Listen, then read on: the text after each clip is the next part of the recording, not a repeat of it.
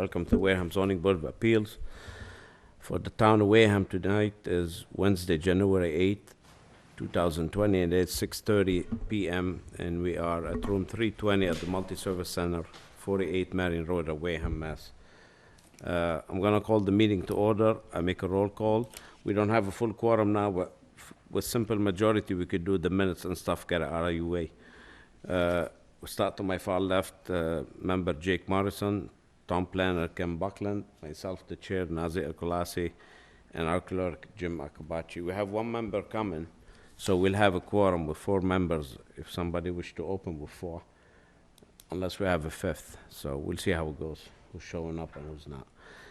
Okay, let's start with the minutes. November 13, 2019, and December 11, 2019 minutes. Yeah, I Which don't one, see that Jimmy? on the agenda here.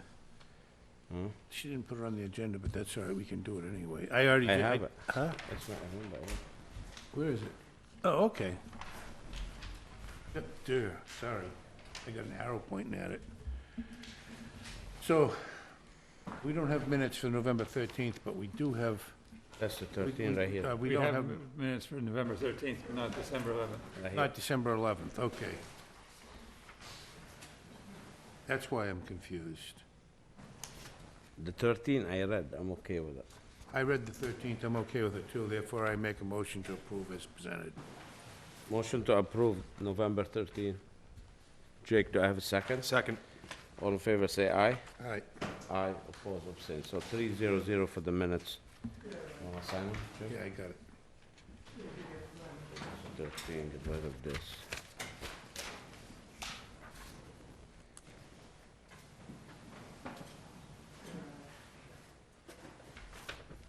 We don't have the 11s?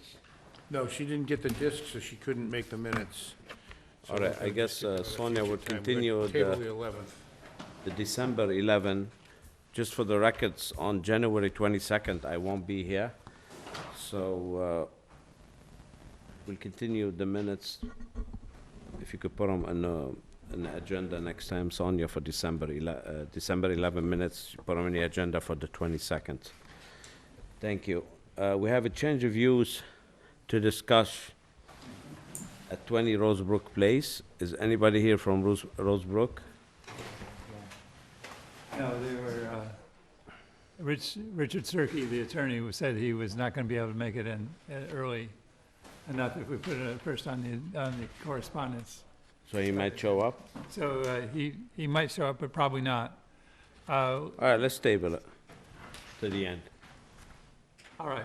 All right, we'll table it for the end. Hopefully he shows up. Do we okay. Can we just continue it and just get it out of the way if he, once we continue it, it's continued? Let's hope he shows up. You wanna hope you... Yeah, once we continue. Continue at the end. Neighborhood restoration. Whose neighborhood restoration? Okay, you just gotta wait, we need one more member. So, I know it's not on the agenda here, but I look out into the room and I see Ray Avenue applicant in the room. I know there was some discussion. Do we want to maybe bring him up and have a Yeah, conversation? yes. What is Ray Ave? Ray Ave, what, you Anthony, wanna come forward, Anthony?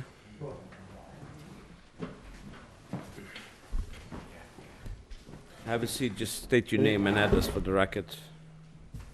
Anthony Grosso, One Ray Avenue project. Okay, so what are you here for tonight? Well, I had to revise the plans.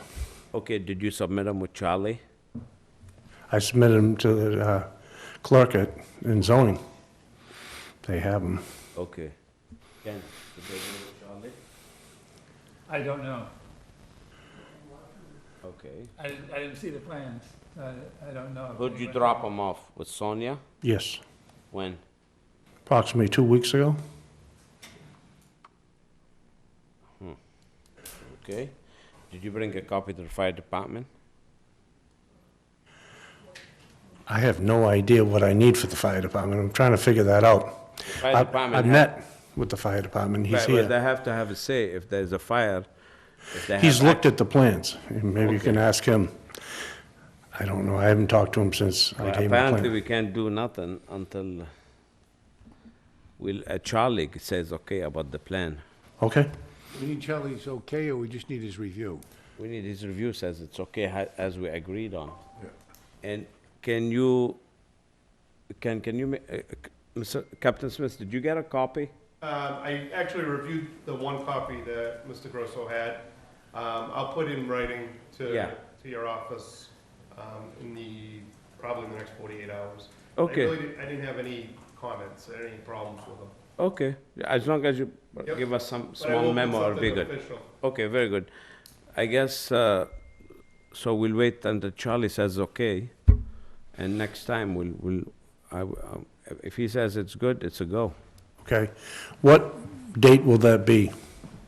Okay, just like, 1 second, just for the records, Veronica Debernese walked in now, and it is, 1 minute, 6:37.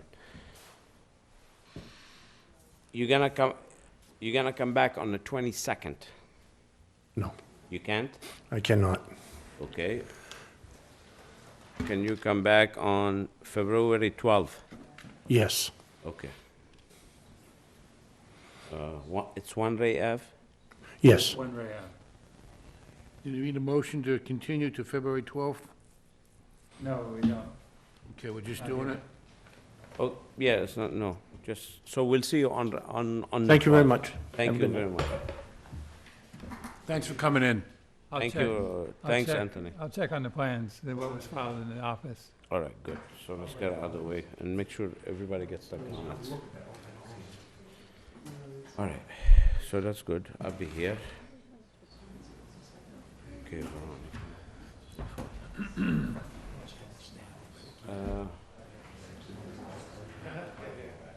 Let's get the file for neighborhood restoration.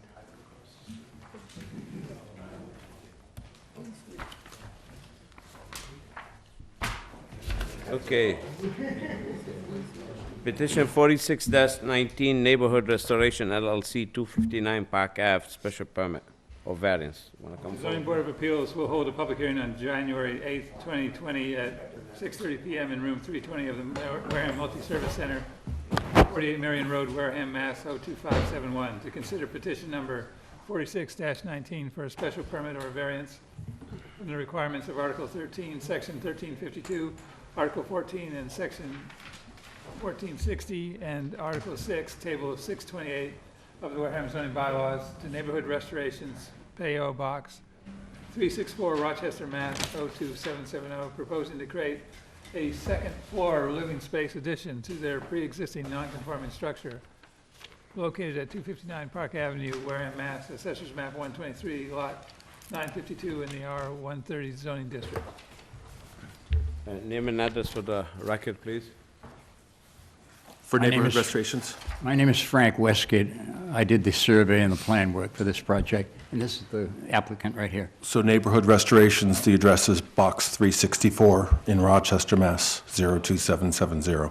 Very good. Before we go forward, it's a 5 board member, so you gotta get 4 out of 4 if you continue. You have the right to choose to come back for 5. Would you like to go with 4? That seems, Would you repeat that? I'm sorry. It's a 5 board member. You need 4 out of 5 or 4 out of 4. So all 4 of us has to agree. Yeah, I'm comfortable with that. You comfortable with that? Okay, very well. So, I don't know enough to be comfortable or not. okay, just state your case. Okay, it's a 1.5-story existing dwelling that's been pretty badly damaged. A tree fell on it, apparently. There's a hole in the rear roof, and it's canvas right now. I've got some recent photos that I took just the other day. It shows you how bad it is, really. Thank you.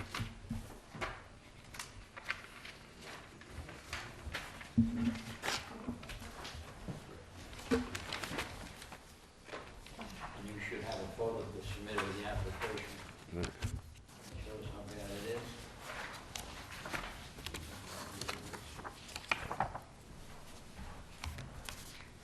The application photo shows it even better than these.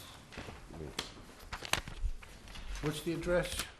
259 Park Avenue. So the applicant proposes to rebuild it in the same footprint and add a second floor. And we know that there's going to be considerable rehab work done to be able to accomplish that.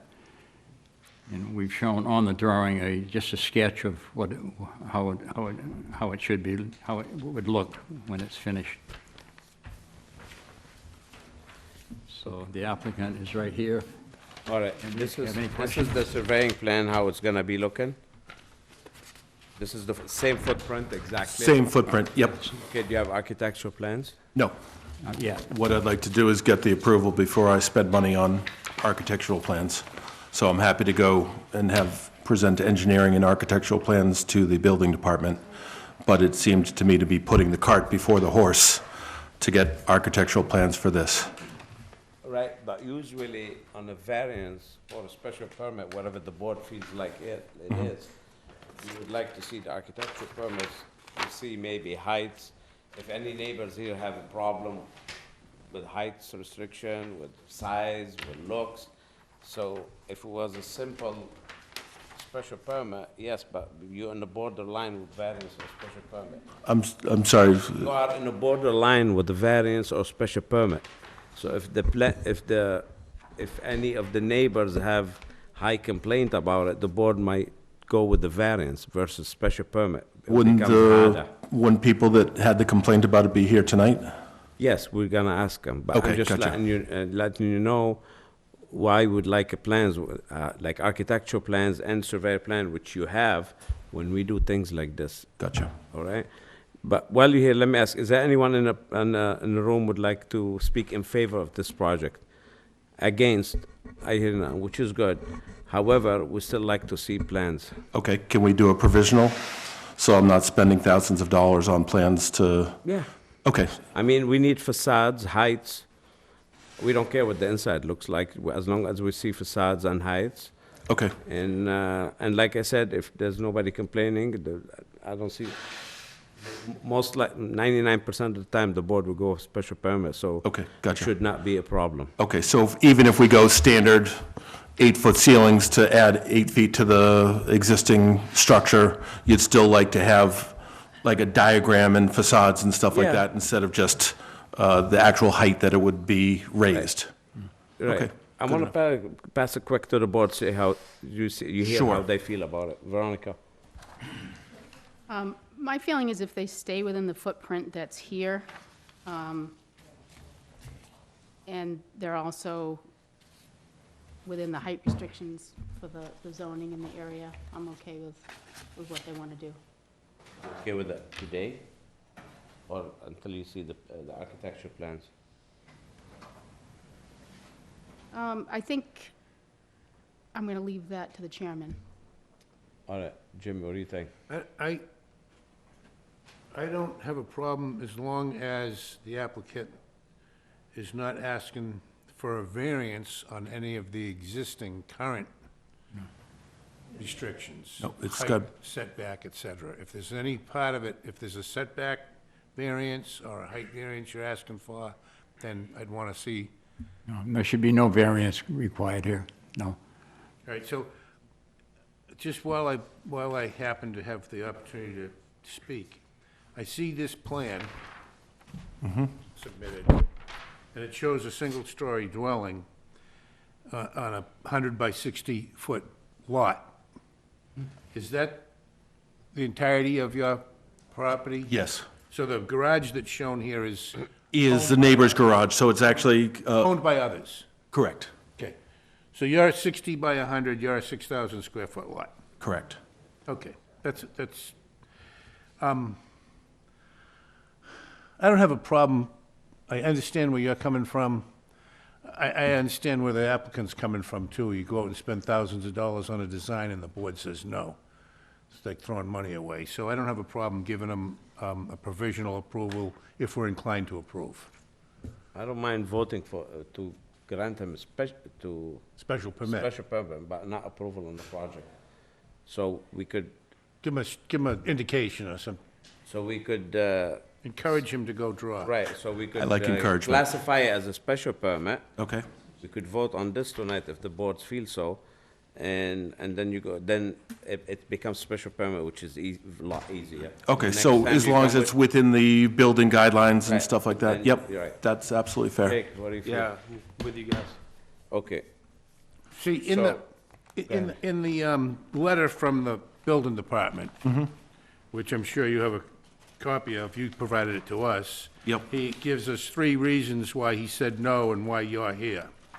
And And- I'm gonna get to it quick. I'm not intimately familiar with that, but I do know Yeah, that. there it is. So he gives us 3, this letter here, Yep, he gives us 3 reasons why you're here. okay, So basically, this board has to decide on those 3 things. And of those 3 things, one of them is special permit versus variance. okay, So if the board decides that there's no variance and that, because it's not detrimental to the neighborhood, okay, then we can give a special permit. gotcha. And you understand, that's what we're offering to say where our brain is tonight. I do understand that, but I pretty much let Frank set everything up, since he has the experience with this. Yeah, I just want the board to know that while we were out in the field, 2 of the neighbors showed up and knew what was going on, and they liked the idea because it's a detriment to the neighborhood right now. It's an eyesore. Sure. So they want this to go through, and I'm surprised they didn't show up in favor of it. It's actually surrounded by a number of 2-story dwellings to begin with, so, So it's in keeping. yes, Right. And we're not obstructing any view of the pond. I understand. But for some reason, in the inspector's letter, because he's given the reasons for his denial, he's saying Article 6, Table 628, and he's telling you that there's a 10-foot side and rear setback. Right. So that's why I asked you if you were asking for any variances. You're going to be 10 feet from the side and the rear in your drawing? No, this is not variance because it's existing, so we're grandfathered in, as long as we don't expand it beyond the footprint. Right. This is We wouldn't protected even- under we wouldn't even be here. 1352 as a Okay. pre-existing non-conforming structure. I'm with you. But he is not in conformance with the So it's setback. an side existing setback. nonconformity. That's, okay. Right, but this, you're right, however, if you go 2-story, if the board feels it's detrimental, becomes a variance. Let me ask you a quick question, is it the setback from the garage, the neighbor, 4 feet 2 inches, 4.2 feet? now, when you say the garage is not mean part the of neighbor, the this garage. property? The The neighbor? neighbor lot. So is it, it's, Frank would know, but it's not 4 feet from the fence, but it is more than 4 feet from the garage. What he's talking about is the setback from the property line on the side With with the the garage. garage. Yeah, the garage is about 17 feet from the sideline. The neighbor's garage. Right. Correct. And the dwelling behind our lot is about 17 feet No, your house, how far from the property line, from the rear line. from the rear? Oh, okay. From the rear line, it's a little over 30 feet. Okay, side, I meant the side, Oh, okay, on the other side, you mean? the small side. Okay, so 23, that would be, it sounds No, like it's 30, 4.2 feet. 37, 36 and a half. Okay, the other side then, the small side. Small side, toward the That's front. what I'm Oh, concerned you got about. 5 feet there. I'm sorry, 4.2. Okay, Yeah. all right, you just, next time you come here, do me a favor, I wanted, if you could write here, existing single-story dwelling, not single-story, write on the Okay. plan, existing, Okay. and stamp Sure. it. All right? Sure. Okay. All right, so, Again, you're going 2 stories, right? So it's 1 story now, and I want to go up a level. all right, we'll move to close the, is there anyone else want to add anything? I hear none, let's move to close, Do we want to move to close? because we're gonna vote on special Not if permit you're- and keep but it if- open. If you're getting additional information later, you may want to keep the hearing open then. That's what I'm saying, we keep it open, but we can still vote on the, We gonna- so, because we're going to bring them back, correct? So it doesn't matter whether it's closed or not. We wanna give him a special permit. Yeah, you can tell them that you're not finding this substantially more detrimental. But if you see an architectural design that doesn't fit, that creates something that is more detrimental to the neighborhood, then you'll Okay, you'll but want can to we give consider there this- may be a variance. But is everyone here in agreement that it's a special permit? I, Okay, so I guess you get a word that's a special permit. Okay, We'll so, see you next time with the existing single-story dwelling, which is, yep, okay, existing footprint, and we'll see you with architecture. some architectural plans so you can see how high it is. What are some of the specs that you want in the Yeah, architectural? you gotta show the height. I think over there is 35 maximum. So It is. pretty much a drawing that shows Windows, backs, side. in what the specs are, how high it would be. Right. Okay, Rakes, perfect. all this. we just gotta be careful, because if we say, yeah, go ahead, then you could go put a 6-story building there and say, we said, they I said it only was wanted okay. 5. We like to refer to a plan. Yeah, no, that makes perfect sense. I just wanted to know what As presented. specifications you wanted in that. You couldn't put a 6-story building. I understand. Most of the carpenters around here only have 32-foot ladders. There you go. When do you wanna come back? I need to find out how long it's gonna take to get architectural plans. All right, so let's put you, the problem is if you come back on the 22nd, I'm not here, you're not gonna have quorum. So you have to come back on the February 12th.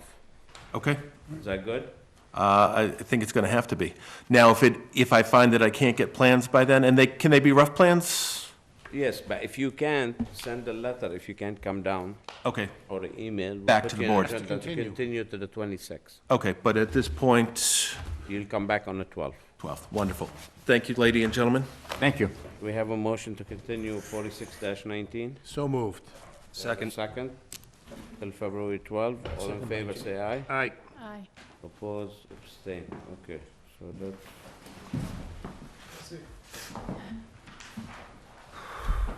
so 45 Sandwich Road is here by Signorama. I wonder what they want. okay.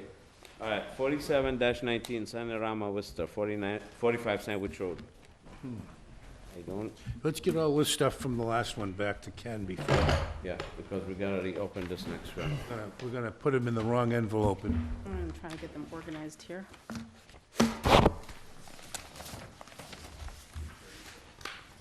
Zoning Board of Appeals will hold a public hearing on January 8th, 2020 at 6:30 PM in room 320 of the Wareham Multi-Service Center, 48 Marion Road, Wareham, Mass. 02571, to consider petition numbers 47-19 for a variance from the requirements of Article 11, Section 1126, and Article 11, Section 1125 of the Wareham zoning bylaws to Signorama Worcester of 456 Grove Street, Worcester, Mass., for installing a freestanding sign at 45 Sandwich Road, Wareham, Mass. Assessors map 45, lot 1013, in the MR 30 zoning district. Name and address for record, Mike Wood, owner of Signorama Worcester. okay? And tell us what you're here for, that's before. Thank you for having me. We are contracted by Unique Dental, which is actually Wareham Family Dental now, here in Wareham. They have invested quite a bit in the rehabilitation of that property, which is essentially a new building at this point. And we are proposing a sign which we feel fairly represents the improvements on the property itself. The sign is a combination of a concrete base with a aluminum frame. This would be illuminated in the evenings, with, of course, with your approval, for a few hours, and it would be wired to a timer. That's about all I have to say about it. Okay. It is obviously in excess of what is allowed, which is why I'm here. I do have some examples of other signs in the area which are also larger, just to give, if anybody would like to see those. Okay, it's 2 square feet is only allowed? 2 square feet. It sounds, it's it's the size of a piece of paper. 1 foot by 2 feet, 1 foot by 2 feet. Isn't it 4 by 8 is allowed? Let's see what it says. Yeah, we need to, I was told 1 by 2. yeah, no, that's what it says here by the Yeah. building department. Can't be one. Is saying that that's also, but that's because that was previously, that area was previously zoned commercial, and now it's zoned residential. It was residential, we gave them variance. I think it's commercial. MR 30 now, Yes, it is, yeah. but nonetheless, Where's the bylaw? We just need to confirm Okay. what's allowed. Take your time. And I'm going by the Now, October 2018 version, but it'll be close enough. Freestanding signs and or their supports shall not have any attachments or additional signs or banners. Such information shall be incorporated within the main sign itself. However, this shall not prohibit multiple or ladder signs as permitted by section 1132, exception. Commercial accommodations may have one freestanding sign with a maximum of 2 square feet in area. Freestanding signs over 6 feet in height may have no more than 2 sides. Those less than 6 feet high may have 3 or 4 sides. Only one freestanding sign is allowed per parcel of land where there exists a permitted business, except that a lot with frontage on 2 streets having 300 may have 2 freestanding signs, not less than 175 feet apart. A lot with frontage on 1 street that is not contiguous frontage. do you have an old book? This is, I just gave her away 3 of them. Here's October 2018. I'm looking at it right now. Which one? Yeah, that's a typo. There's no way 2 square feet for Two the sign. No one can read. Huh? Could see anything on the sign that small. Here, Marzi, you can look at this one. I might have another one of them. It doesn't matter. I've got another older one. That's why I keep the old books. A multi-tenant building can have 8 square feet per each tenant. So it's got to be at least 8 square feet. Well, that's a lot more than 2 square feet, but it's still... How many square feet is your proposed sign, by the way? I noticed here on these specs that it mentions as 84 inches high overall, which is fair, but the base will be 3 feet in the ground, so it's about, I can do the math here for Just the this. sign surface and no space... Just the sign is, sign itself. I'll do the math Not the here. space under it. Understood. Or the height.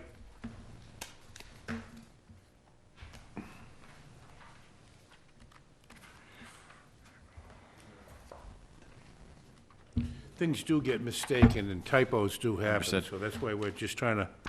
All combined with the phone number would be roughly 100 square feet. 100 square feet. Yes, So 10 foot by 10 foot. just about.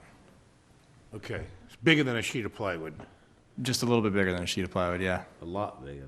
A little bit bigger than a sheet of Bigger plywood. than 2 sheets of plywood. 2 almost sheets of 3 plywood, sheets. yes. Yep, A sheet of plywood's 32 square feet. 32, so you have just Under almost triple that. section 1126, freestanding signs, dimensional standards for different zoning districts apply as specified in the table. And the table says, under uses, other commercial and industrial, the total outward surface of signs shall not exceed 100 square feet.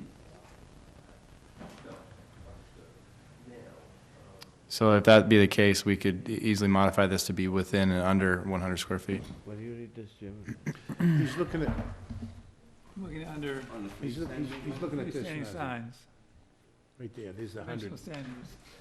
Okay. That's for a total outward surface, and that's other commercial and industrial, that's not residential. Residential, it says 2 square feet, I don't get it. Okay, this is the problem. I got it now. This is the problem. This is a residential area.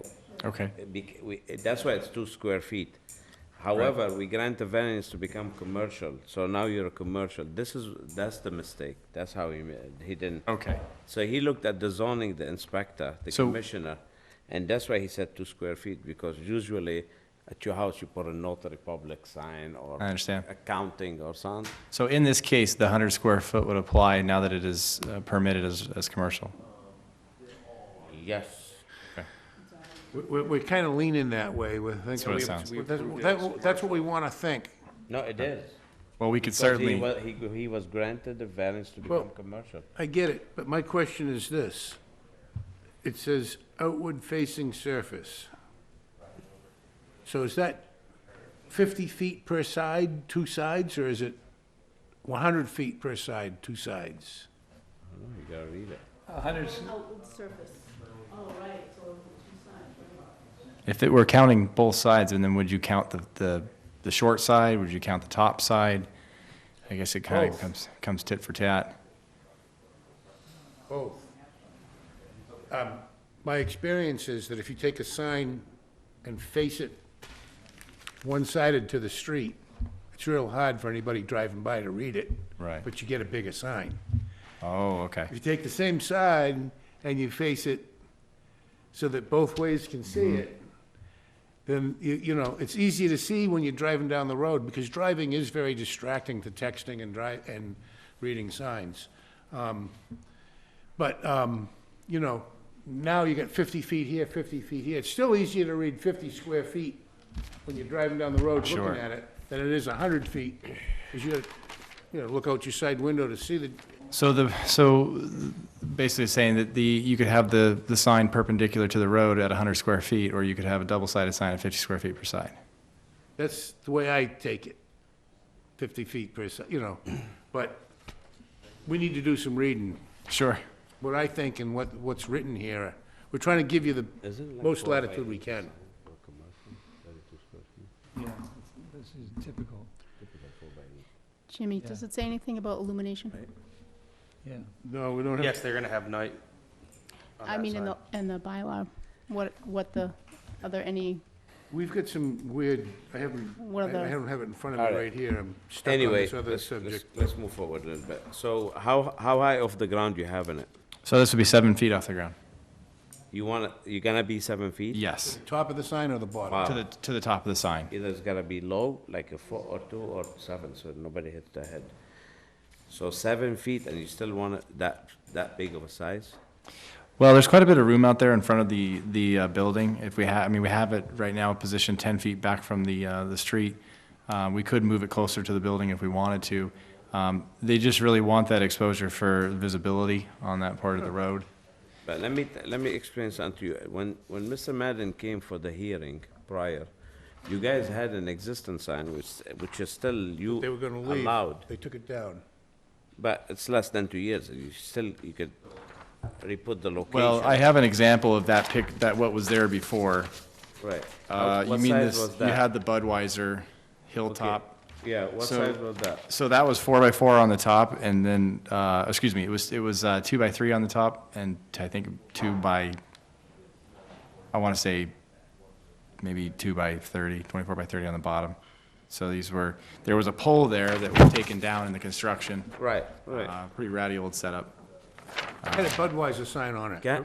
Yeah, I had a Budweiser. All right, let me ask you something.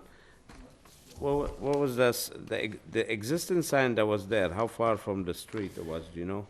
That was only maybe 5 feet from the street. It was actually hanging over the sidewalk. Okay, and now what are you proposing? So we're proposing 10 feet back from the street, which would put it about 5 feet back, say 8, 7 The feet back. sign you from have the right now, sidewalk. what size is that sign? The sign right now that I'm proposing? No, the The one one that's on the that's- building Well, right now. what is on the bill, there is, One in the street. this has been removed. It was removed. I know, what size No, was it? this- Roughly, that's, One since the Budweiser sign, there's a sign there today, right now, tonight.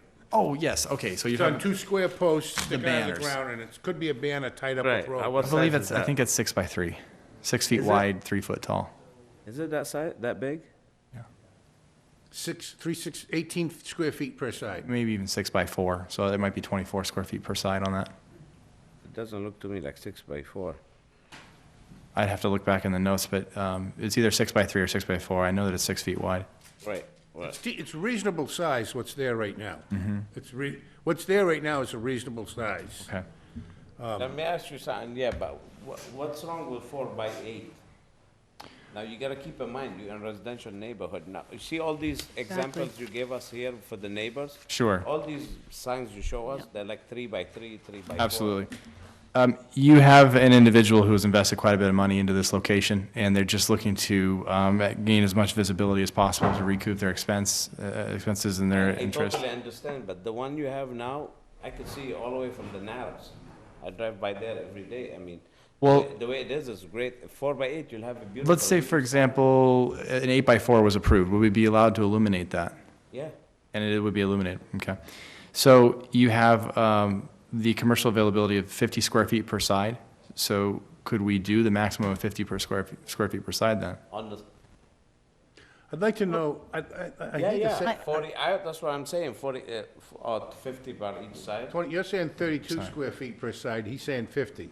And I do have a question about illumination. If that's not an allowed use, I'm not inclined to agree with illumination in a residential It's allowed area. use in commercial. He has a Because it- plans to become commercial. Un- But It's in a the size- residential area. The size, you want to illuminate it from inside, right? Well, we'd like to illuminate just the letters. So the letters would have, the letters themselves would have a glowing effect. Yeah, so that's even nicer. Internal illumination is permitted for up to 40 square feet of area for any sign, except that no internal illumination is permitted for residential or home occupation signs. So this is zoned, Maximum would be 40 square feet if they want to have it illuminated. that means 40 square feet of the actual sign itself. So if I had to do the math on this, I'm going to say that about 17, roughly 15 to 17 square feet of the sign would be illuminated, being just the letters on the sign. We wouldn't have any of the background, like the gray that you see on the background of the sign. None of that would be illuminated. Right. So it wouldn't be like a light box where the whole thing is just a big square light. I don't know if that's, does it say 40 square feet of the sign or 40 square foot Of any sign? sign. 40 square feet of any sign. The maximum amount of illumination can be 40 square feet of a sign, so I'm trying to Yes. decipher what that meaning is there. Signs shall be illuminated only with steady, stationary, shielded light sources directly solely onto the sign without causing glare. Internal illumination is permitted for up to 40 square feet of area for any sign. Of area. area, So the okay. sign can be bigger than 40, but only 40 feet of it can be, That's my interpretation. okay, I'm not reading it, but I'm trusting you. And just for the record, this is a very soft illumination. These are LED lights, but it will be muted with the color. So it's just so that in the evening hours, you can read the sign from approach. Yeah. I'm, So the gray area, you're not lighting it, No, just the lights? just the letters and logo, I mean, just the letters. What's the gray area made out of? aluminum. Aluminum. Yes. How are you going to prevent it from spreading to the other areas? Well, these letters are designed to have, they're acrylic. They're So enclosed. the lights go behind the acrylic letters and everything else is blocked out. cut the aluminum out, the shape of the letters, and you Exactly. put a crimp behind it, and We you light the whole. we route the letters out, push the letters in, put lights behind it. You can't shine light through aluminum, so that would be the only portion that would allow light to pass through. Is Alan here? Mrs. Slavin? Can you, that Al can you open? assist us with this? You're the master of signs.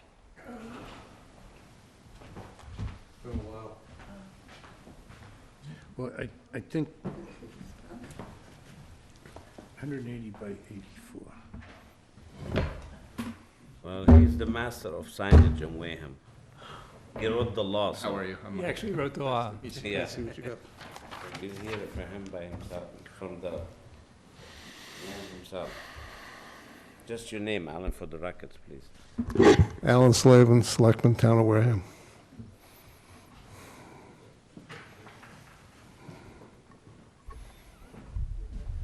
So this is not going to be affecting anybody in the residential area. I believe the house to the right is still standing It on is. the property, and that's going to be rented as That retail. is rental. So the only question is, whether or not it has an effect on the house to the right, which is going to be regular residential. And I believe that's being rented by the owners of Wareham family. Yeah. They own that property. Because basically what you have is, you're on a road which has commercial usage, but you also have almost exclusively, most of the road in that area is all residential, just so you know. But this is the old Hilltop TV and liquor store property. Yep. Which has been commercial for Right. 50 years. That's why we granted him the variance to go with a dental No, I office. understand. It's been commercial for a long time. Right. So what's the issue as far as the sign? The size. He's saying the light part is like 20 square feet or 7. It's allowed use 40. I understand. But So the you- rest- You're routing this out, and these letters and the logo would be illuminated. So this is aluminum and you're cutting out, Exactly. And this is a concrete base on Yeah. the bottom for it to sit on. so the phone number doesn't show up or any of that It will down not below? show up. And the gray behind this doesn't show? Exactly. I think the only issue you're gonna have is the lumens for the light itself as far as distraction on the road. Not if it's matte. We can do Well, a matte it- finish. I'm just saying it depends. You don't want to have a light out there. It would go against the sign bylaw if there was excessive glare, because the idea of a sign is not to distract anybody going down the highway. That's why, we have rules about flashing signs and stuff like that. I think in this, I'm not sure you'd even be allowed to do a sign, because I think the flashing time was 1 or 2 minutes between changes, Ken? It's really convoluted and confusing because there's so many variations on that sign bylaw and options as you listed. I know, it's so confusing, so many. Well, you have to read through all of it. It makes sense when you go through it, but you have to go through all of it. Proposed idea is to have this on a timer where it's on for a few hours in the evening. This would not be Can you flashing. speak like the? So I'm the sorry. mic? The proposal is to have this illuminated in the evening hours on a timer. It would not be flashing. It would not change. It would just be a Right. solid, say, So illumination. it would go to dusk until the actual facility's closed, Yes. and then it would shut off.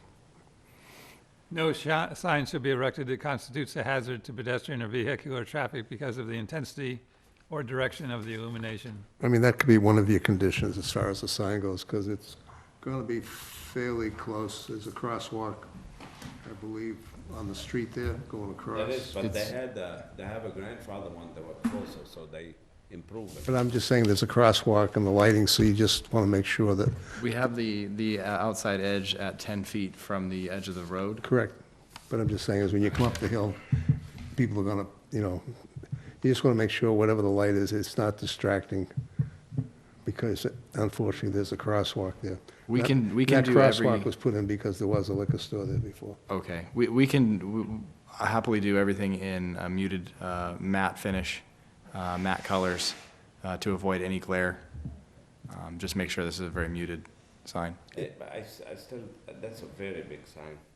Like you have the sign, size of tractor supply, bigger than What's the McDonald's, 180 inches, 180 right, that's inches? big. 180 by 84. It's 15 feet across the top, Yeah. 7 feet off the ground. And that, 11 feet, 11.35 feet across the bottom, however many inches off the ground you are. 48. And then that's what, 4 feet off the ground? Are you 4 feet off the ground to the bottom of the sign? Is that what I'm reading? the 4 feet is is including the foundation in the ground. Ken, what's Yeah. the regulations? 48.75. Yeah. So if I take the top 15 by 7 and the bottom 11 by 4.75 and average them out to a 13 by 6 average, because it's got that silly angle, it's wide at the top and narrow at the bottom. I'm looking at 78 square feet per side. This is actually what Yes. we call a freestanding sign. Yes, I And a- understand And that. a freestanding sign, I think one of the requirements is it has to be a certain height off the ground, 7 feet. for visibility. So He, this, he meets them. but I'm saying if this sign is 4 feet off the ground, then it doesn't. Well, no, that would be just the base here. The base, That's part of, so all the I'm saying, base is what's part of What's it. the height from the ground to the black? So the height from the ground to the black is going to be about 2 feet. Then you have the piece on If top. it's a base, if it's a solid base, he could go flush with the ground. But he's If not, it's on a pole, has to be 7 feet for clearance. So like how Dunkin' Donut on the highway, it's by the ground? yeah, but well, a freestanding sign, what it's designed to do is be on the ground, then the sign goes up and there is a 7 feet. 7 feet of open area, so Or it you doesn't could- block the visibility of traffic. That's what it's for. Okay. This is a freestanding sign, this falls under the freestanding. That's all you have to do. Now, In a residential district, it's 4 feet. Okay, that's all you have to do. Just follow what a freestanding sign is and what the rules are, as simple as that. so Can I- you wanna up in it. I also believe they do it 7 feet, somebody walks under it, doesn't hit them. In a I commercial think he's district, it's 7 feet, I think he's 7 feet to the top of the sign. No, it gotta be to the bottom if No, he goes up. it's, the idea of a freestanding sign is if you look at like the, But what's drawn on the plan that I'm Well, looking at? wouldn't this tells me qualify- If a man was standing beside it, the sign would only be a foot taller than him. That's right. Would So, this qualify as a To the, monument? to the top of the sign. Wouldn't this qualify as a monument sign? not really. A monument sign? That's up. I would like to see a monument sign. Okay. I mean, like on the ground, better than being up high. Right. I like those signs better than being sticking And that's up what in the this air. is. This is a monument. Right, so if you like flush with the ground, And we can push it back closer to the building to get more visibility and less obstruction of view from traffic, if need be. I don't think the traffic matters in your case there. I don't think so either.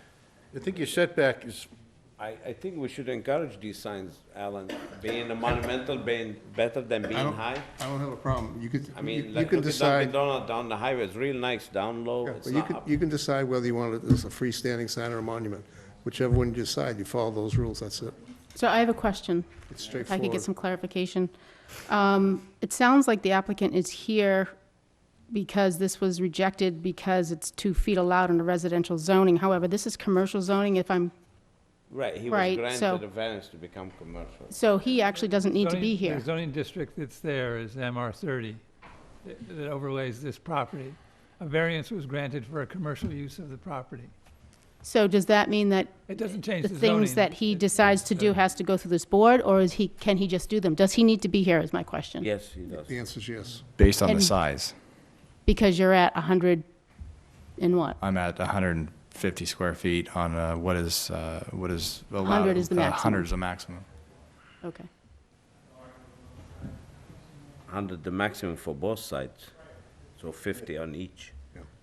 What is And the I'm max size? I'm at 70, I'm at 75 per side. I said 78, but I Yeah, was just doing 78. it by The precaution definition for by law, monument so sign. 75 per side. I'll agree with you. It's a freestanding sign. So we're looking for an additional, So you okay with 50 feet So inside? it's, Well, I'm looking at the sign, and, I'm looking at that black space on the bottom. That's a huge black space with little telephone number letters in it.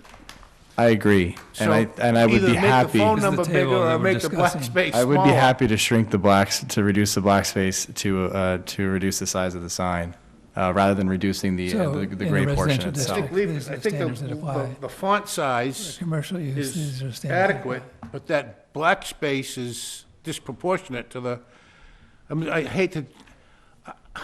I hate to try to tell you your trade. You designed the sign, and I don't pick on you, but we could. We've made a lot of ugly signs in our we day, I could can lose tell you that some- much, we but could lose this some is a good square looking sign. footage by making that black wave on the bottom almost half the size, if you will. And the letters could stay the same and still be horizontally centered, and horizontally and vertically centered in the black space. And you've lost some square footage right there, and that just makes us look like we're doing our job. you I know, agree. giving I'm you a happy to hard do that. time, that's our, but, So if we reduced that black area by 50%, would that satisfy? What gives, how many square feet you end up? That would, You also, just so you know, the medical building next door, if you look, you can barely see their sign on the picture on the left. yeah, you can see it's like a little postage stamp sticking off right Well, beside it's their it's in the logo. distance, so it shrinks it down a lot. And if you look at that carefully, you can see that sign is actually much closer to the street than this one. Oh, yeah. that would reduce each side by 23 square feet. So now we're, So That would now I'm reduce- asking for 27 square feet additional, yeah, it would reduce it by how many? by 23 square feet per side. Well, and you're at 75, you're taking 23 away, so you're only 2 or 3 feet away from per side, if I... Yes, actually, you're right. So now I guess we're good. Yeah, we're very So close. you're so close now, it's hard to say no. For me.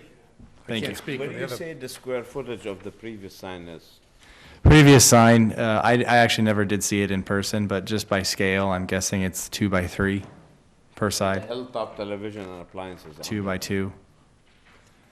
I bet you'll be surprised to find out that that sign's bigger They than seem 2 by bigger than 3. that. It's that you'd be surprised by scale. It's not much bigger than that. It was not going off of the telephone pole. It was like 2 by 3. So I very think it was big. actually bigger. Maybe it was, But it's still not that bigger. but the pole had to come down. It was in bad shape, and Yeah. You're still allowed to put it back, you're less than 2 years. I proposed that originally, but there's so much open space in the front of the building. Yeah, it's They too want to close fill to the that. side. I gotta tell you, I think what they're proposing is is a lot better than putting a pole back out there It's safer. Oh, yeah. where the old Budweiser sign was. I mean, Budweiser had great designers, et cetera, and their logo was very recognizable. The other issue with putting, we originally wanted to put the sign out in that original area, but when you leave the building now, it blocks traffic. It blocks the point, the From a view. business point of view, it's very busy where the sign was. There's two poles, there's a street sign, and there's a street light right there already. And if it was my sign, I wouldn't want it competing with all those other objects. So I'm pro-business, and I like where it's proposed, Thank you. okay? I don't like my sign competing with telephone poles, street lights, crosswalk signs, and pedestrian signs. It's too much too many things. I like my sign to be, on its own. So what's the wishes? So he's offering to take, he's at 75 square feet per side right now. He's offering to take 25 feet off each side, get it down to 50. But, with what we talked about, And you'll be how low on the ground, like a foot off the ground? there's a big base around it for flowers or something. If I'm doing that, then yes, I mean, we would landscape it in the spring. Like a 2 feet, That's going to bring it down to about 6, just under 6, 6 what? 6 feet off the ground, top to bottom. Then no, the bottom of the sign, how high from the ground? The bottom of the sign. The bottom of the sign, how off, well, It's gonna be a pedestal. it's a monument sign, so Okay, it's so on the from ground. bottom to top you'll be? Yeah. It's like a gravestone It's stuck in the ground. just under 6 feet, Oh, okay, all in. so that's good. So how do we, I guess at this point, we just, do you need to redraw it and come back to us, or well, can we describe what you're gonna do and give you permission to go away and? I'm hoping that you can. I drove an hour and a half tonight to be here. I'm going to, what I'm going to do is I'm going to reduce it so that it's basically, if it's 75 minus 20, so I'm going to make it so it's just 50 square feet per side. I can make a I motion. think that's, Okay. I think that's a good form it. idea. Okay. And you're comfortable with how I'm doing it? Okay, From great. the ground to the top, 6 feet. Just under From the 6, ground to the. just under 6 feet. Under 6 feet. Yep. Okay. So, in that case, if he's doing 50 per side, then there's no And- variance. Yeah. The other thing just to consider is that we're measuring edge to edge on the top for the overall square footage, so that's assuming you're drawing a straight line down from the left side, which is actually empty space. Well, So actually- if we went by the angle, we're actually well within. What I did was I took the bottom Okay. and the top, and I added them together, and I divided by 2, and I came up with an average. That's how I usually do it. Okay. And I got 78 square feet per side, and you're telling me you think you're 75 square feet per side. So, I'm We're close. I'm buying your 75-foot argument. Thank You're you. gonna reduce it down to 50 square feet per side. I personally, I can tell you what my motion would say, and everybody can decide if they're good with that, and we can go from there. Okay, great. Before we go forward, is there anyone in the audience want to speak in favor of that? Against? Hear none? So what's the wishes now? Well, I would propose that we move to grant a sign, Let's close it first. not to accept, okay, you wanna, I'm sorry, I'm still not clear on this. I thought that he was staying within the 50 feet per side. Why are we granting anything? because Because he needs 40. Because Still need a he's still zoned MR 30 But he was granted commercial, correct? Commercial is 40. for the each side. building, not for the sign. It doesn't change the zoning district within, which is located And in. now he's doing a sign. There So- was a sign that was oh, included. okay. He told him he could keep his old sign. He took it down, and now he's asking for this. So this is a whole new, Okay, so in that case, I have to say that, okay, so that changes things. I thought that this was something that we couldn't decide, that was going to be, if he went to 50, that it was his right. If it's not, then, Because usually commercial locations allowed 50. right, okay. That's why we said because he had a variance, he should have a 50. Okay, I know, I understand. So he still needs the variance if he's going to do the sign at that size. Still need us, yeah. Okay. Okay, you want to close that? so moved. Close Okay. the public hearing. So do you have a second to close the? Second. Second by Jake. All in favor, say aye. All right. All right. Oppose, abstain. All right, now the wishes. I make a motion to grant a variance for the sign, not to exceed 50 square feet per side, with the setbacks as shown on the Signorama Concept Art, not to exceed 6.5 feet in height.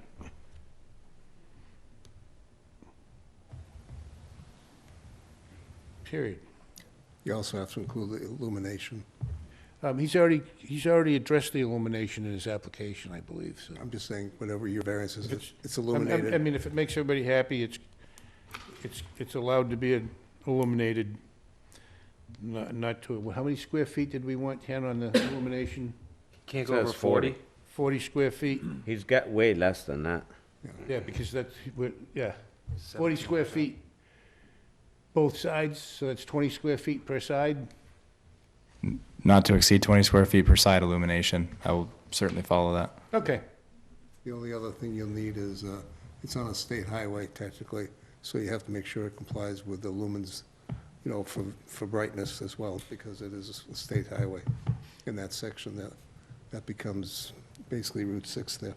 Well, we're just gonna put in our Monument sign. approval, monument sign, we're gonna say it has to comply with state regs. Just state rights, that for covers it all. illumination, yeah. Keeps everybody happy. Thank you. Thank you, Alan. very much. I appreciate your help. No problem. Now, you also have to make findings that the architecture of the buildings and the location of the buildings with reference to a street or nature of the use being made of the buildings is such that the variance would be in the public interest. Yeah, We have to make a finding of that? Do we have to We vote on find- that, or yes. we just say that we find that to be the case? Yes, you have to make a finding of that and vote on it as part of the decision. Is that part of my existing motion, or does that come before or after? It should be part of your motion. part of the motion. Okay. So we've got a motion, are you writing the motion there as we're? Yeah, I'm writing it while you guys thinking. Have you caught up yet? Yeah. So, and we further find, Ken, state that again? Because of the nature of the building and the use of the building, that the variance would be in the public interest. I couldn't have said it better if I dreamt it up myself. You have to appreciate what Alan wrote then. We don't want to give Alan too big a head. He's got to get those ears through the door on the way out. Get a cup of coffee, maybe. No sugar. No sugar. I need a second. All in favor, say aye. All right. Aye. Deny. Aye or deny? Deny. I do not want to see that sign in a residential area. Okay. Okay. It's no good, sorry. You gotta come with a different one, different style sign. I'm And sorry. I'll give you my reasoning. Obviously, it's in a There's no residential reason- area. It can't, it's dead. Well, that's, So here's the part of the plan. It get denied, it didn't carry. You need 4 out of 4. So. Oh, okay. So, So here's the plan. So you gotta reapply okay. with major changes. Maybe you could list the changes so I know that what No, you're looking you for? have to come up with major changes. If you wanna apply with the same size you apply today, Uh-huh. you have to wait 2 years. You gotta do different changes, and next time maybe wait for a board with 5 people. So this way you can get maybe 4 out of 5. So right now I have 3 out of 4. There's That's one not- person missing. What are you looking for obviously we need to install a sign, they're a business. She's made her vote. Well, I guess what I'm asking is, So what the chairman is suggesting to you is, if you come back, represent it, and make sure that there's 5 people sitting here, even if she says no, if the 5th person is in agreement with the other 3, then you'll be good. and I can tell you size and the illumination. how would I know that you have 5 instead of 4? We don't know, like they were supposed to show up tonight, they didn't. We're all volunteer, nobody gets paid, so they try to. Sure, understood. And when can I next apply? You can, for next hearing, but you have to have it, so let me put it this way, you're gonna have, Apply right away. you can apply right away. Apply right away, okay. So for instance, just to give you an example, you make what you recommended now, what we recommended now. That's major changes. Okay. It's gotta be major changing for what you are, so if you deducting like 30% of the size, that's major change, so you could apply now. And next time you come, hopefully we have 5 board member. Okay, I just need to clarify this. That property is zoned commercial. No, I mean, excuse me, the variance permitted commercial. Right. it's zoned multi-residential 30. That's where you get the You were- denial. But you are granted a commercial building. Okay, and so, right as it speaks, that property only has the ability to advertise a 1 by 2 square foot sign. Right. Okay, Or, By right. or the old sign you had, exactly the size the old sign you had. okay, so what is stopping us? Because I feel like I gotta say, I'm not really feeling that I was presented with the options first. Did I have the option to remove myself from this meeting and postpone, knowing that that I needed 5 instead of 4? To That be was honest not- with you, yes. that was not We should have told you that. That was not told to me before this started.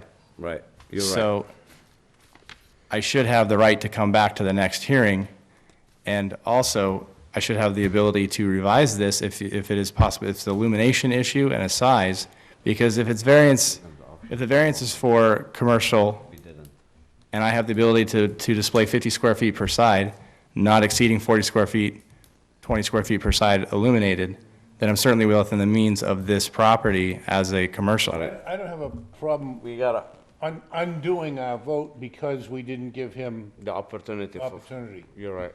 I don't know how to, We did I the don't know how to previous- undo the vote. I think this sounds good personally. I No, think it if we wait doesn't till matter. 5 Too late people, now. if he comes 5 We people, have we to might be rescind okay our next vote. meeting. We have to, Because we didn't offer 4 members So to we- begin with, which we did the previous applicant. yeah, we did. But he could have been out of the room, he could have been talking to somebody, he didn't hear it, he Well, it's, didn't apply to we him. messed up. Yeah, it was that, We should have offered you that. yep. Can I come back to the next meeting? Well, we gotta make a motion to rescind the vote Yeah, and except at reclose the it. next Okay. meeting, he's All not right, gonna thank be you. Okay, somebody make a motion to rescind the vote. I move to rescind. Do I have a second? Second. All in favor, say aye. All right. Okay, so we, You continue the hearing then. Did we close the public hearing? no, we continue the public hearing But did we for, close it? until you have 5 board member. Okay. So next time, this is the deal, so you're not gonna have a 5 board member next time. When So will you're gonna come back on the 12th. Can he do a temporary sign? Can they He take a has permit? one. Do they do He okay? got one, yeah, it's fine. He does it, he has a temporary one. Okay. So the 12th. Can you come back of- the 12th? Yes, the 12th of February? Correct. Yes, Thank you. I'll do that. 6:30, same time, same place. yeah, I'm very sorry, that's my fault, I should have told you about the 5. understood. I did the guy before you were, but I didn't You with you. know, you, through our secretary, you may be able to send an email and ask her if, she could find out if there's any reason why we wouldn't have a minimum of a 5-member board on the 12th, a day or 2 before, maybe on Monday. Okay. Send her an email, and she could blast an email out to us. Like this evening, we got a message from one member, hey, Just right now. I've been sick all week. Okay. And the other member said the late. I'll check in beforehand. Yeah, so Okay. if it's an hour and a half each way, that's 3 hours of your life that you're not getting back. And you said February 12th. Yes. All right, thank So you. let's make a motion, continue. So moved. For the February 12th for hearing 47-19. Do I have a second? Second. All in favor, say aye. Aye. Thank you. I'm very sorry about Thank the you. the It thing. happens. Just a recommendation, probably come back with what we talked about. Absolutely. All right, thank you. She's mean. Following the law. All right. 48-19, Anthony Antonelli's, 0 Old Let's Onset get all Road. these ones back into, So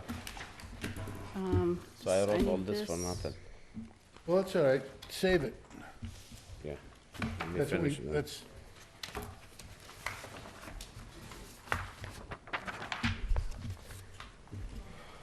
It was good practice for you. Here's another one. I wanted to write that findings here for the heck of it. Oh, it is, because of the nature of the building and use, it's. Is Antonelli here? Yes, sir. Yeah, come forward. You can and come up just to give the, us a you can minute. come up, we're kind of mumbling amongst ourselves, but get comfortable. What is that? We'll be reading you in a second.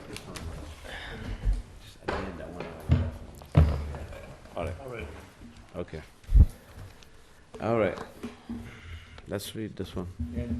The zoning board of appeals will hold a public hearing on January 8th, 2020 at 6:30 PM in room 320 of the Wareham Multi-Service Center, 48 Marion Road, Wareham, Mass. 02571, to consider petition number 48-19 for a special permit variance from the requirements of table 621 of the Wareham zoning bylaws to Ann and Anthony Antonellis of 43 Elm Avenue, Holbrook, Mass., seeking to construct a single-family dwelling at 0 Old Onset Road, Wareham, Mass., Assessors Map 14, Lot B, in the MR 30 zoning district.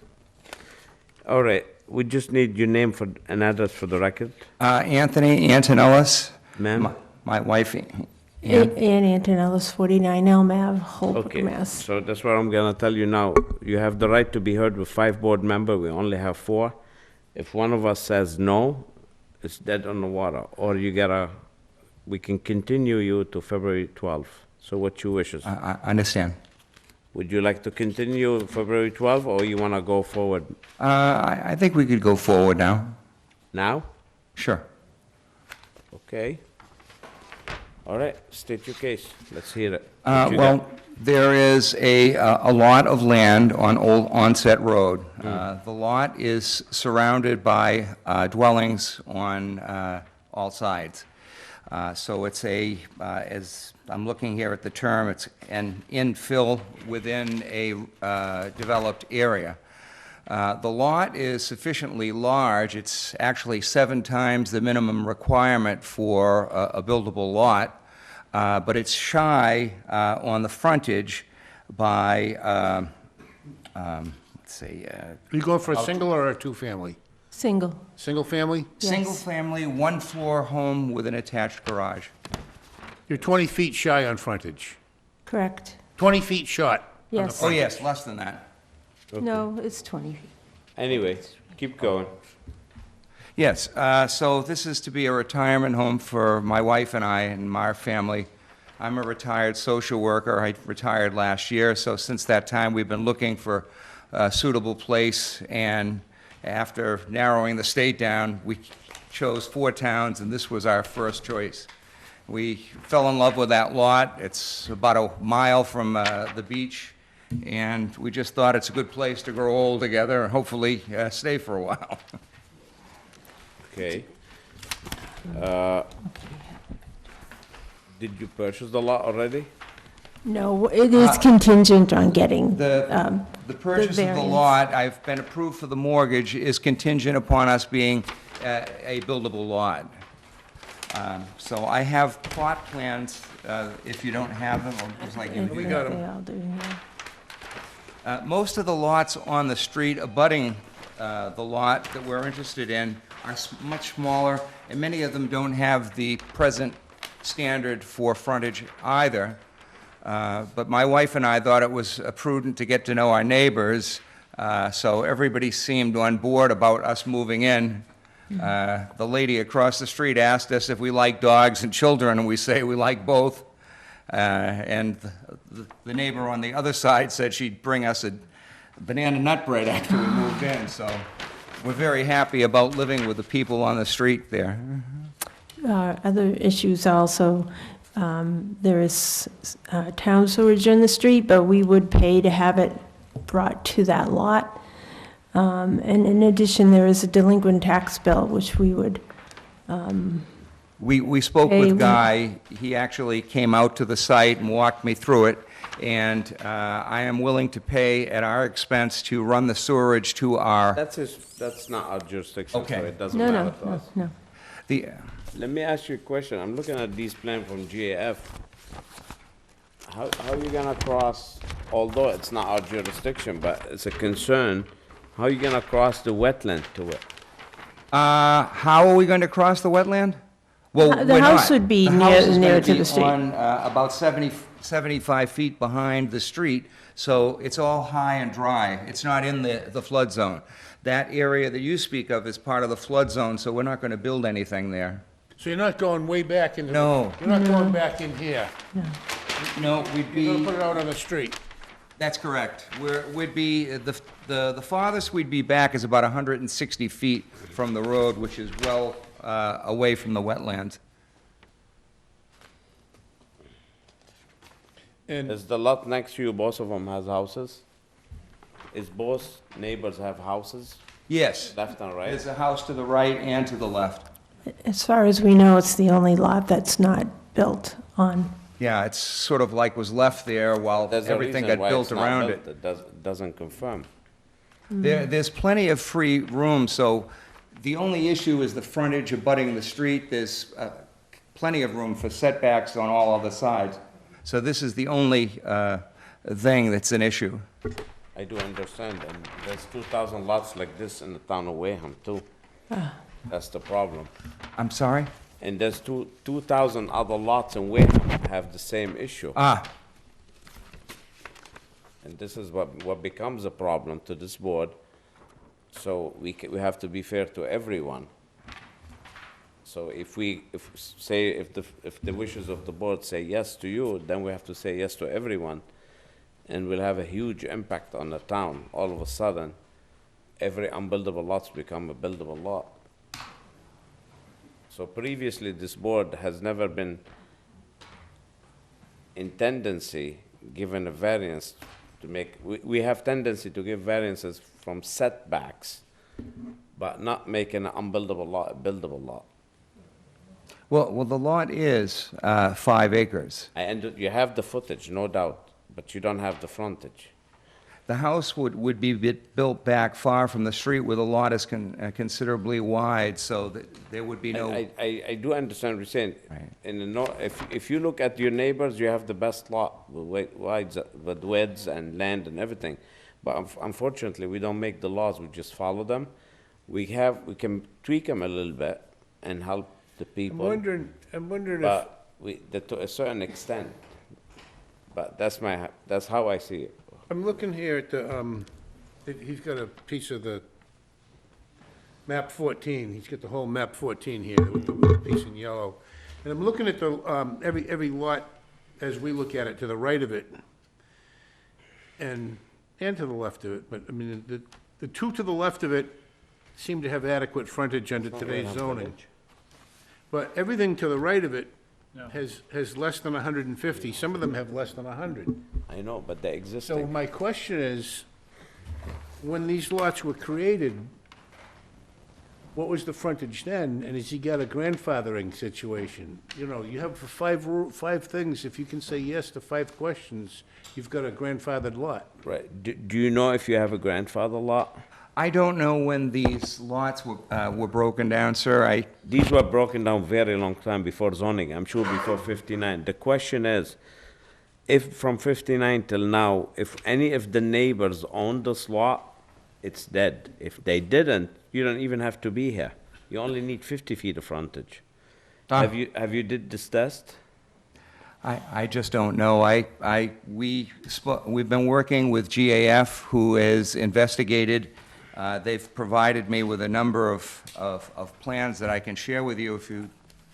Plans for what? Well, No, I seen those. This is Wouldn't a that plan. information be in the deed? No. The one, you have to, this is what you have to do. We're not gonna close the hearing right now, just to give you the benefit of the doubt and to help you out. You wanna go to the building commissioner and apply what you call a small law exemption. And the building commissioner will investigate it. And he see if someone next to you owned it since zoning came in effect. You understand? That's why back in the day, people checkerboarded lots. Whoever owned it before, if he put it one in his name, one in his wife's name, now it's a grandfather. But if they were at one time in the same owner, they're not buildable. Well, here, I'm gonna give us some hints. His lot number is 117 C1, 117A, 117B. 117. 117C2, so it appears 1, 2, 3, all these four C1, lots C2. were all 117 at one time, and then they were broken up into Well, we just hope they were A, before B, C. 59. So you need to find out, When were they separated? Who would I speak to? Building commissioner. Building David Morse. David Morse. Morse, right? Morris, this is research you can do yourself as well in the land records. If you're familiar, do you know how to do land record? No, so you have to apply an application or hire an attorney to do it for you quick. But before we go forward, anyone in the room want to speak in favor of this project or against? Anybody here in conjunction with this application? Ma'am, are you here for this project? Yes, we are. You want to come forward? One, both of you, whatever you like.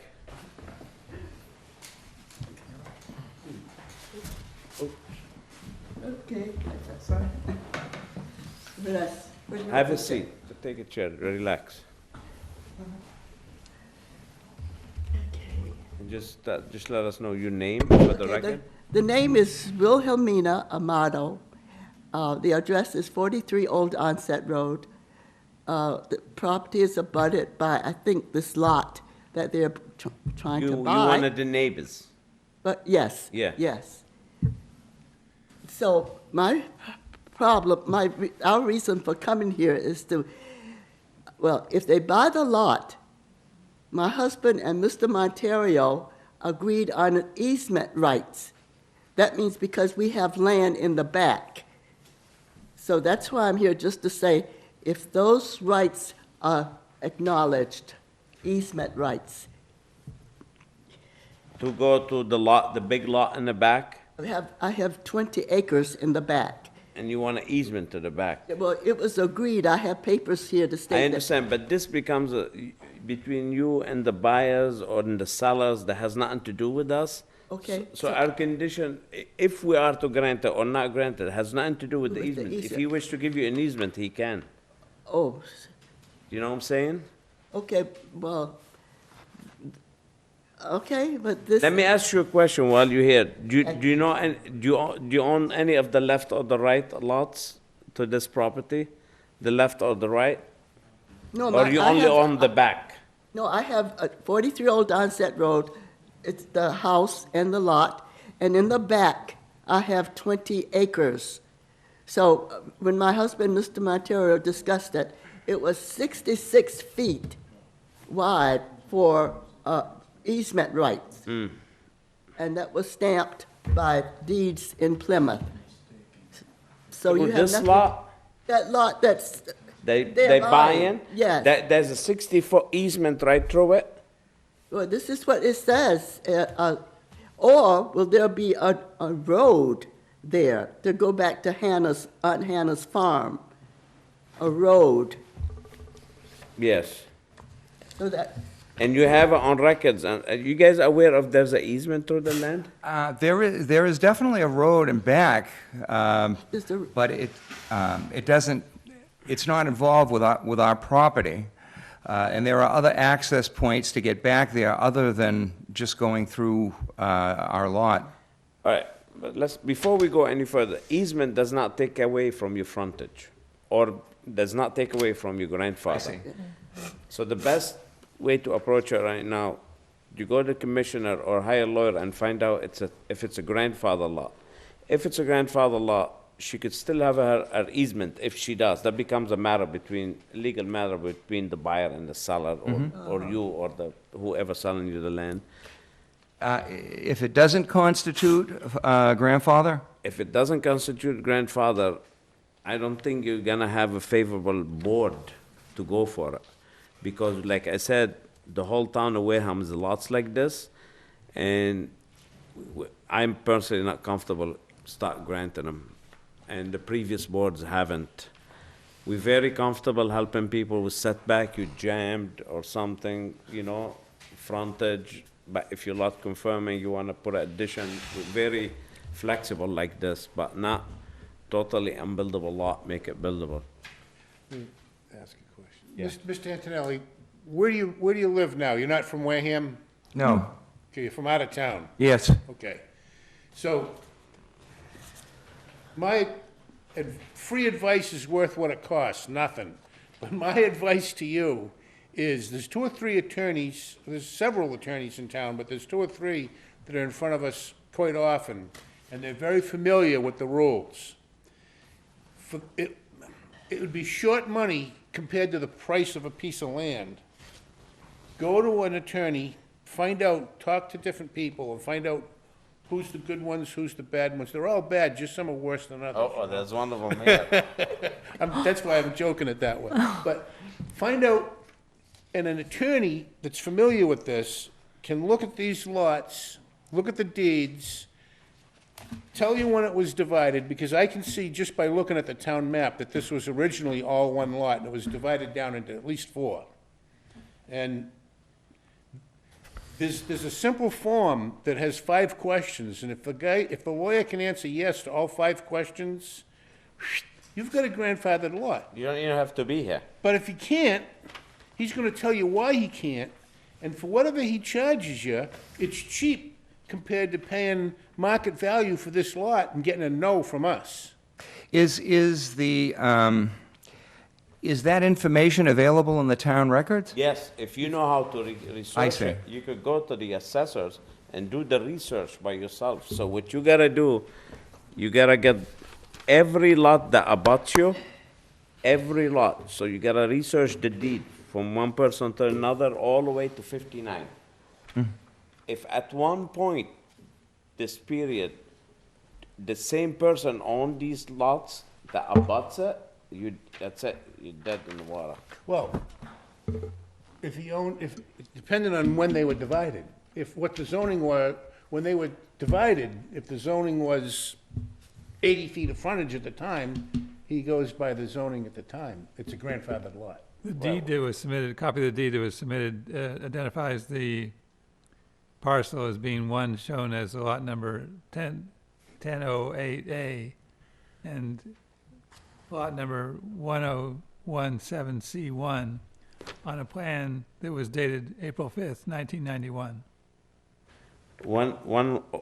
1017C1, a part of, and what's the other lot? And 1008A. 91, you're saying the lots were created in 91? Oh, 1008A, the lot behind.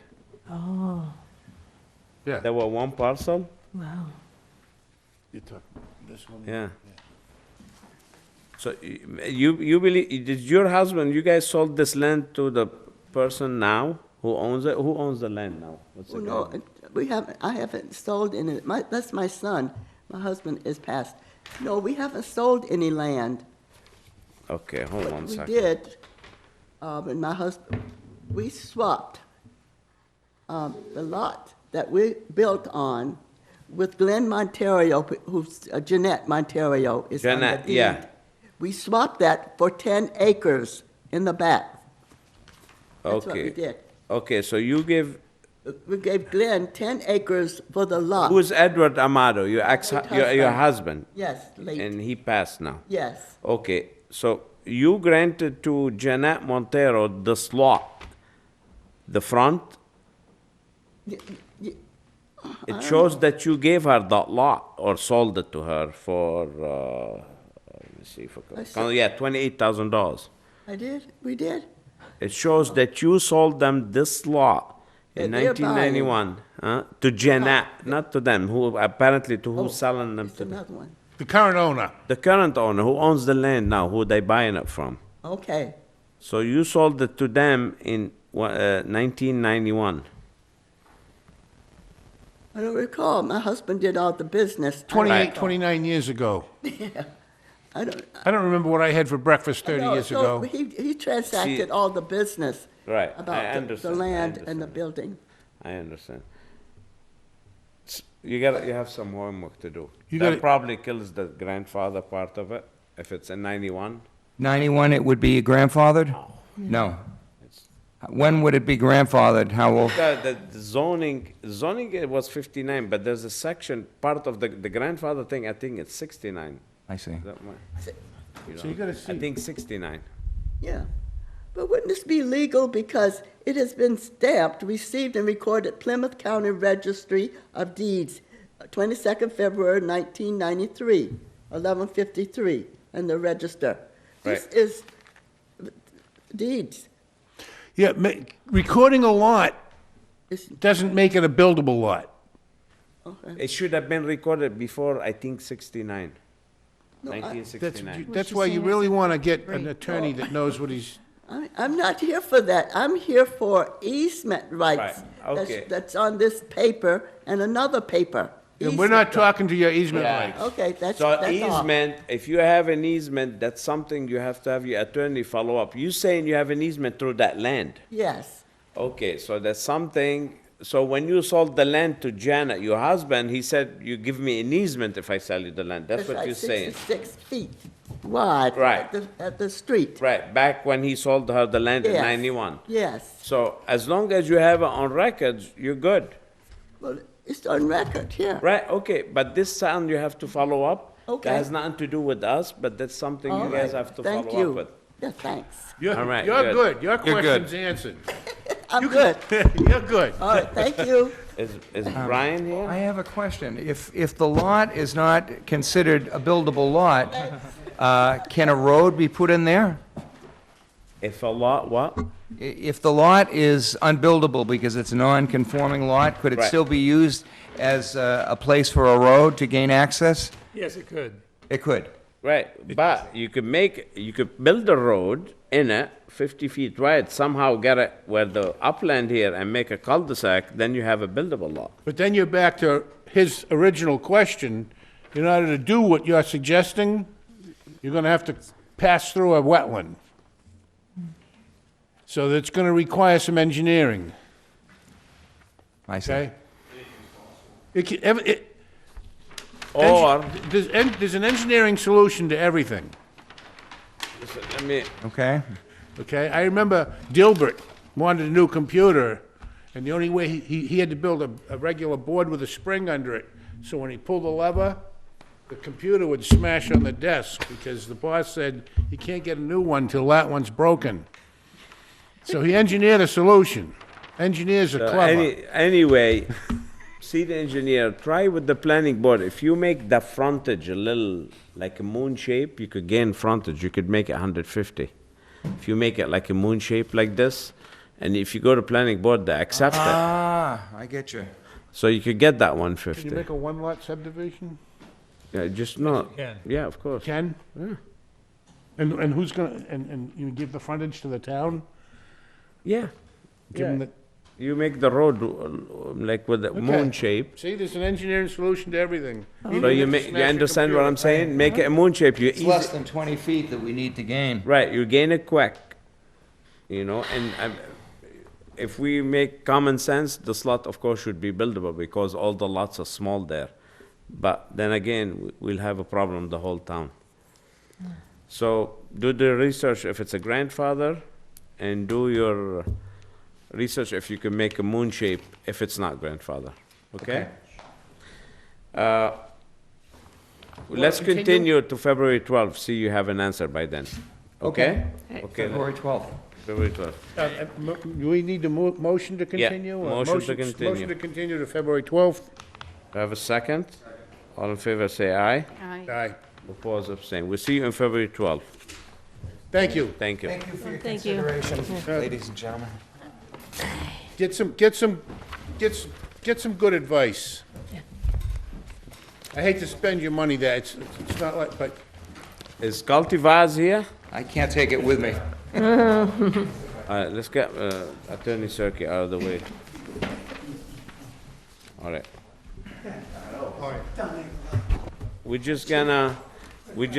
Okay. Mr. Counselor, can you come forward? Yes, They're not here, no, we're missing one member.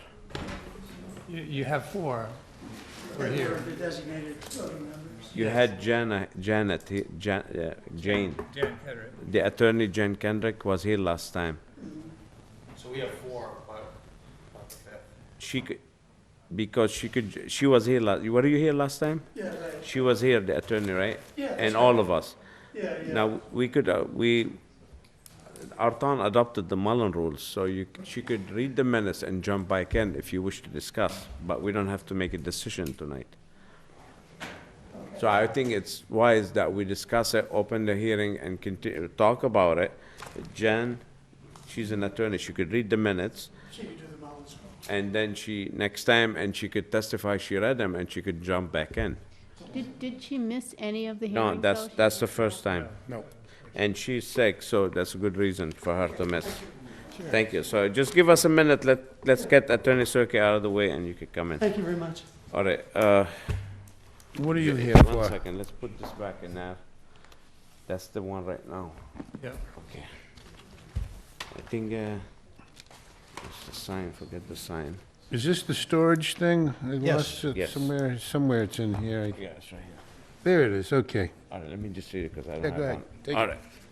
All right, we're gonna go back to the preliminary business for change of use, accessory use, storage at 20 Rosebrook Place. All right. Good evening. Keep that if For you the want. record, my name is Richard Cirque, and I'm here for the AD Makepeace Company. Yeah. And it pertains to a unit at Rosebrook Place behind Five Guys and in front of Saga Fusion. It's in between, used to be the liquor store. That's correct. Okay. And the real estate office. And, pardon me? And the real estate office. Yeah. There has been a request by the commercial tenants as well as by the residential tenants at Rosebrook Place for a place in which they could store personal belongings and business belongings. And we have been approached by a proposed tenant who would like to accommodate that need by renting out Unit B, which is the unit we're talking about, to basically accommodate the storage needs indoors of businesses and residences at Rosebrook Place. And I submitted a zoning permit application to the building inspector, and the building inspector talked about it with Mr. Buckland, and we're here to basically get your guidance on it. In my opinion, it falls within the parameters of the 2011 special permit issued by this board, which indicates that the project may include other uses that are complementary to the uses proposed for the project. And given the fact that this unit would be leased for purposes that are requested by the occupants, residential and commercial, it seems to me it is an accessory use within the four corners of the special permit that was granted in June of 2011. Alternatively, if you wanted to argue it, you could say that in the commercial general zone, retail businesses are allowed as a matter of right. And this business, although it doesn't sell goods, it provides a service by providing a place where goods can be stored.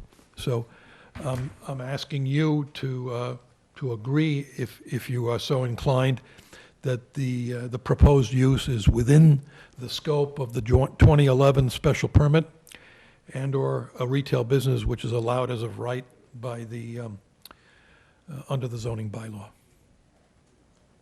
Well, I hate to say this, that my personal answer, like last time to you, my personal opinion in this matter, I would believe you guys had the overlay approval over back then, back in the day. I wasn't around Yeah. this board. I was And the here. intention was to have retail and commercial. Originally, the apartments was also retail and apartment and condos or luxury apartments, and we did agree this board to transfer all to apartments, but now taking a real nice retail location, turn it to a storage. I don't think it's good for anyone. Well, That's my opinion. I mean, we run it by everyone else. I'm looking at the definition in the zoning bylaw of retail business, which is an allowed use. And it says a commercial enterprise that provides goods and/or services directly to the consumer, where such goods are available for immediate purchase and removal from the premises by the purchaser. I mean, this is serving the needs of the people that are there. I'm not an attorney, so I can't argue this. But you're here to see our recommendation, which way you wanna apply, right? Yes, I think the building inspector is seeking your guidance. My guy, we're not lawyers, so we need a lawyer. If you're saying what you read, and in your opinion, you translated that it's allowed use, right? I believe it falls within the parameters because the special permit specifically says that you can have uses that are complementary to the allowed uses, and this is at the request and the needs of the users of the occupants by lease of the project. Okay, so if that's the case, that's a question to ask our attorney. Okay. Do you understand what I'm saying? What do you want to say, Ken? Do you want to say something?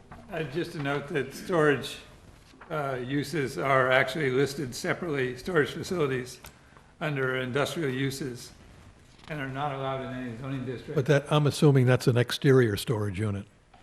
I mean, an interior, something that would allow people. I think this is what we have to make, you have to make the interpretation as to. Yeah. All right. I saw that too, but I regard this as a storage unit that is similar to a post office box, only bigger, as you walk into this facility. And there would be storage containers similar to what you see at retail facilities for Amazon, or locker facilities. Yeah, where- I know what you're You saying. know what I'm talking about. Yes. And to me, I saw the provision you're talking about, Ken, but I don't think it contemplates an indoor locker as much as it contemplates an outdoor storage facility. But that's just my reading of You're it. right, but the argument you're saying, like a Amazon or a locker, Yeah. people, you go in there, literally, you walk in, do business every day, ship something, a package, like a UPS store. Yeah. But you're saying your storage, like community storage, you put your furniture, close the door, and leave. However, we're not gonna argue because we're not lawyers, so we'll ask Bowen. However, if we're gonna ask the board, Yeah. see what the board thinks. I give you my opinion. I think it's perfectly beautiful retail space, and it should stay retail or commercial. I do not like to see storage, but if the attorney says otherwise, it is what it is. What do you think, Veronica? I would have to see what you have in mind for the facility and It's the storage. size. I understand that. Size, et cetera. I would have to see a lot to convince me Okay. that that's I a can- good. What I can do is, if you wish, I can get you proposed layout and submit it to you if you want to wait for that before you send it to Mr. Bowen. Right, so let me guess, say this, Veronica. So if Mr. Bowen says it's up to us to make a decision, you're willing to Make a accommodate if decision. you, huh? I'm willing to make a decision. It doesn't If mean you it's see, yes or okay. no. So that's Veronica's opinion. Jimmy? So, I'm kind of having the same question as Veronica, maybe with a little more detail in my question, maybe a little more vagueness, who knows? That building, by my memory, if I compare it to this room, that unit, isn't it about the same size as this room? I have never been inside of it. Okay. So- We don't know how many square feet we're talking about. It's about 2,200 square feet. Oh, okay, it's a little bit bigger than this room. Chris knows. How many square feet is that? 22. 22? So I get a storage facility, I don't get it. They're certainly not gonna be storing RVs and boats, because they can't drive them in there. No, it's, So, and you referred to a mail, Now he's making an and it's certainly not example. gonna be that either, because the people living in the apartment buildings could certainly store their own mail. But I get that they might wanna store a bicycle, not a motorcycle, because I wouldn't like that. I wouldn't be voting in favor of putting engines inside of a building next to a restaurant. It's just- sprinkled, why not? They don't have to start it to bring it in. Why not? But they might. Motorcycle. Because, Is that sprinkler there, Chris? Yes, it is. oh, I don't know. I mean, I'd leave that up to the fire department. That's kind of a little beyond our jurisdiction, but I personally just don't think, you know, lawnmowers and chainsaws and things that burn flammables are appropriate.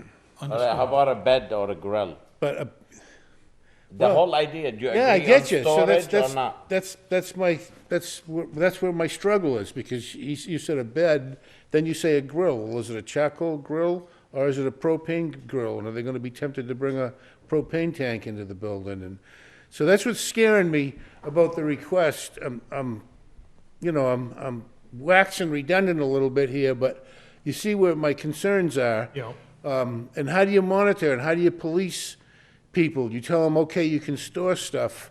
I managed a building where we told the guy he could park a car in a place as long as there was no gas in it. And when I went back, there were 5 cars, there was a couple 100 gallons of gasoline, there was oil, there was antifreeze, and there was all kinds of other things that happened that, Yeah. you know, so, you give people an inch and they become a ruler. Yeah, no, I understand what you're saying. So I'm kind of hearing Nazi's concern about a storage facility. So, when they say a storage facility that's ancillary to the, so if somebody came in, if I came in with my house, I live on Main Street, if I came in and said I want to store stuff here, my golf club's in your storage facility, I certainly am not ancillary to that property, but would you take my money? Yes. Yeah, so. I'm just pointing it out. So I'm that it's- diluting, you follow what I'm saying? Yeah. So I guess I'll shut up and let other people talk, but I guess I'm expressing that I'm not real warm and fuzzy on the idea. I think what I need to do is to get the proposed tenant Yeah, I there think, yeah, to explain to you exactly the nature of his operation and how he would operate, and see if that makes you feel more comfortable. Well, I think the first thing we should get an answer from Bowen. If he says you have the right to do it, you don't need us. Okay. You know what I'm saying? You don't even have to be here, so we all, Okay. doesn't make sense what we say. I'll, if that's what you want to do, that's fine. Right, you wanna reach out to Bowen? Attorney will. Bowen, and ask him, or Yeah. Ken? Yeah, I'll do that with you. Just Pardon me? ask him, I'll reach out to Rich and, yeah, maybe, and so, if you guys could have a conference call and get to the bottom of it, so we know which way we're going. Jake, what do you think? At this time, kind of in the middle right now. Okay, I still think it should, I think it would be great for the people that own the building to get a tenant in there, but to have a storage space in there right now, I don't make sense. I go there a lot, so if there's people in and out of the building right there, there's not enough room as there is right now. Storage units, people can be in and out all the time, but like he said, talk to the lawyer and see where it goes from there.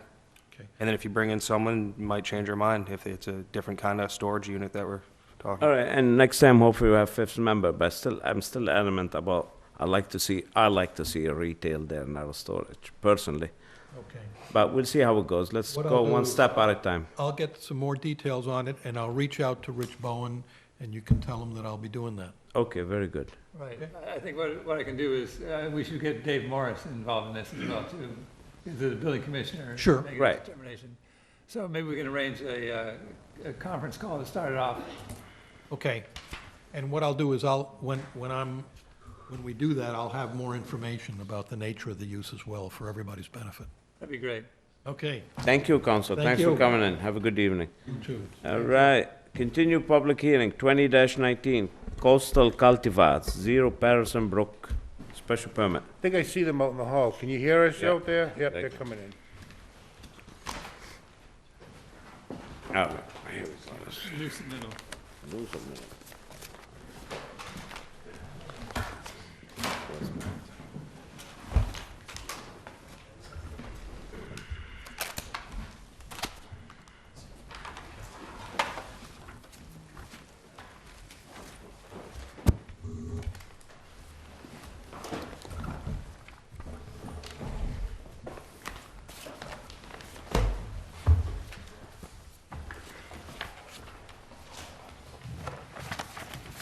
Okay. All right, public hearing still open. Let's hear some names and addresses, and we continue. Good evening, Chair. My name is Donald Nagel. I represent Coastal Cultivars, and to my right is Ben Smith, the principal of Coastal Cultivars, and To his right is Ben Grady, Brian. RP. Brian. Brian Grady, sorry. And this is a continued hearing from 2 weeks ago, just to get some procedural matters addressed.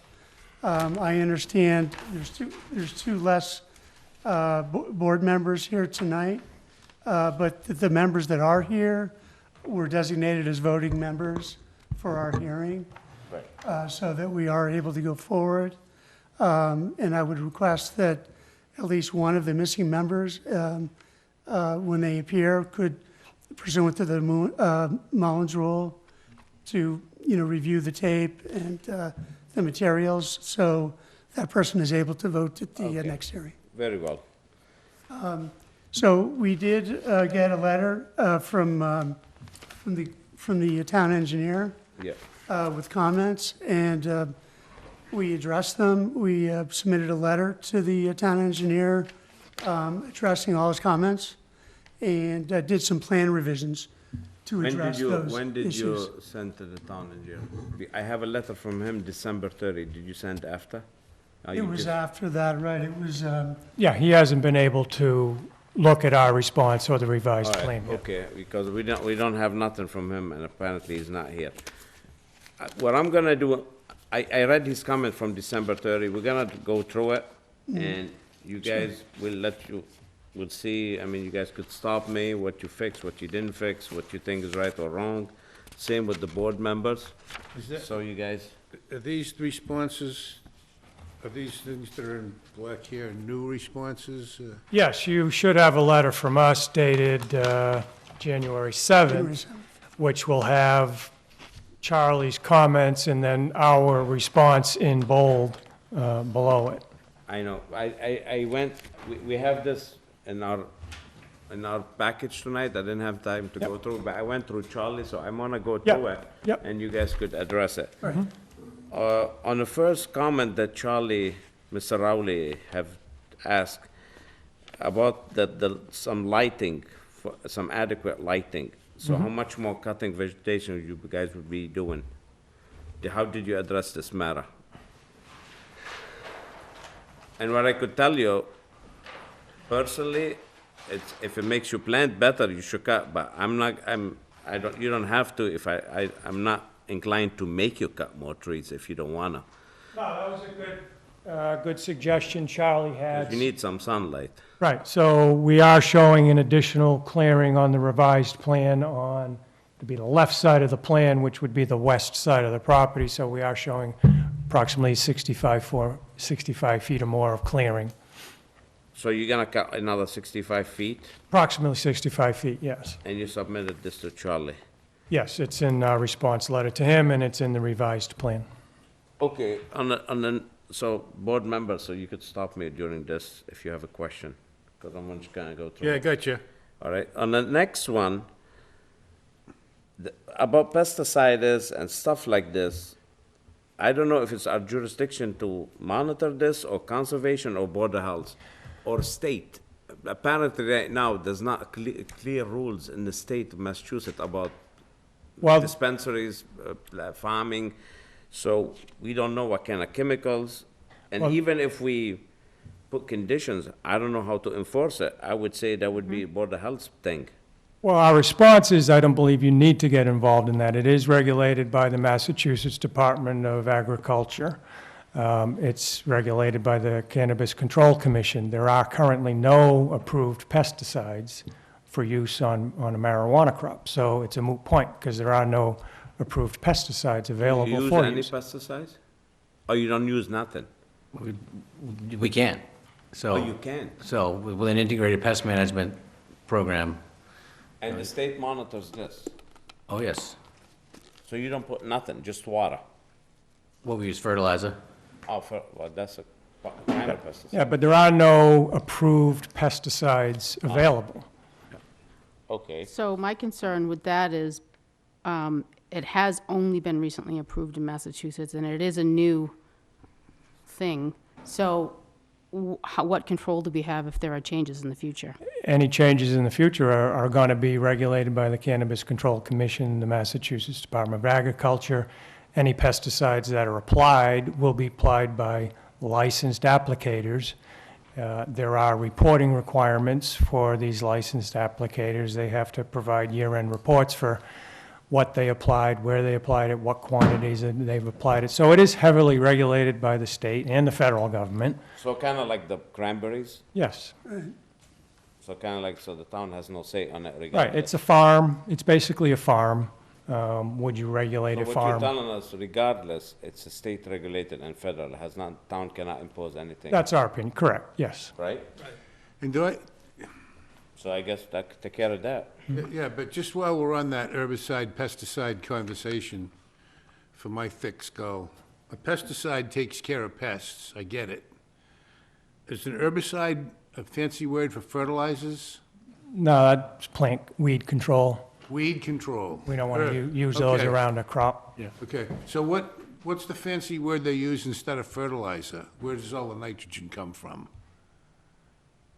Fertilizer. The only Fertilizer. term I've So heard is fer- fertilizer. It's fertilizer. So we're talking about pesticides and herbicides, we're not talking about fertilizers. Correct. So going back to, if that's, so he asked the question, you know, you're gonna put anything on it other than water? So let me ask you, son, so if, now the conservation will come in play when you cross the 100-foot buffer, right? Then they have to say about the fertilizer and all the stuff. Well, it's still regulated by the state. I really don't believe they have jurisdiction over it. It's regulated by the state and federal government, applied by licensed applicators. All right. If we go to number 3, when you manufacture these stuff, or whatever you make with them, cakes or whatever, do you use any chemicals? No, not chemicals, no, just, I mean, In your manufacturing process. so when the product would be extracted, it'd be either done with a hydrocarbon or a CO2 solution, or something like that, so. no idea what those are. Are these, Hydrocarbons is like a propane or butane, you know, the okay, any preferred. liquid you use?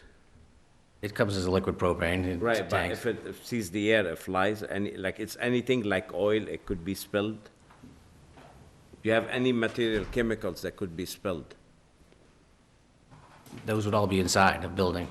All that would take Okay. care of is in the building. All right, where you store it, are you gonna have like a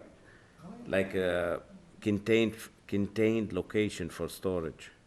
Yeah, I'll state. In other words, say you have 100 gallon of that liquid, whatever you called it, nitrogen, whatever you called it. Right. Say you have 100 gallon, where do you put it? Like an oil tank? Do you have maybe 150% capacity if, in case there's a leak, so you could contain it like a concrete pool or something? It'd be all under state regulation. The architects would design it to to meet all state fire code and everything. And I think the only thing in those quantities, and correct me if I'm wrong, would be like the propane or the butane. There'll be other smaller containers, 5 gallons, things like that, that'll be stored inside, and that'll all be, all that information will be provided to the fire department through the architectural building permit process for confirmation of storage, secondary containment, things like I that. understand propane, Mhm. oil tanks for heat, all this stuff, I know it's fire department. What I'm concerned about, when you're making the stuff, if you use some chemicals, how you properly gonna store these chemicals? This is my question. Say you have 10 gallons of this, 5 gallons of this, I mean, you manufacture stuff, I mean, I wish, I don't, maybe use ether, I don't know what you use in that. No ether. No. But for That's the other stuff. So anyway, so whatever you use, it's gotta be contained somehow. It can't just be sitting on the shelf, right? Right. Yeah, the state, Chairman, the state does regulate storage of chemicals that are used in production process. I know, but when they come, do they come inspect how it's stored in the building? Yeah, they do. And those is that inspections. jurisdiction, we don't have to say in it? Correct. It is under, DEP regulates storage of chemicals to make sure, just as you said, they'll require berms, depending on the quantity you use.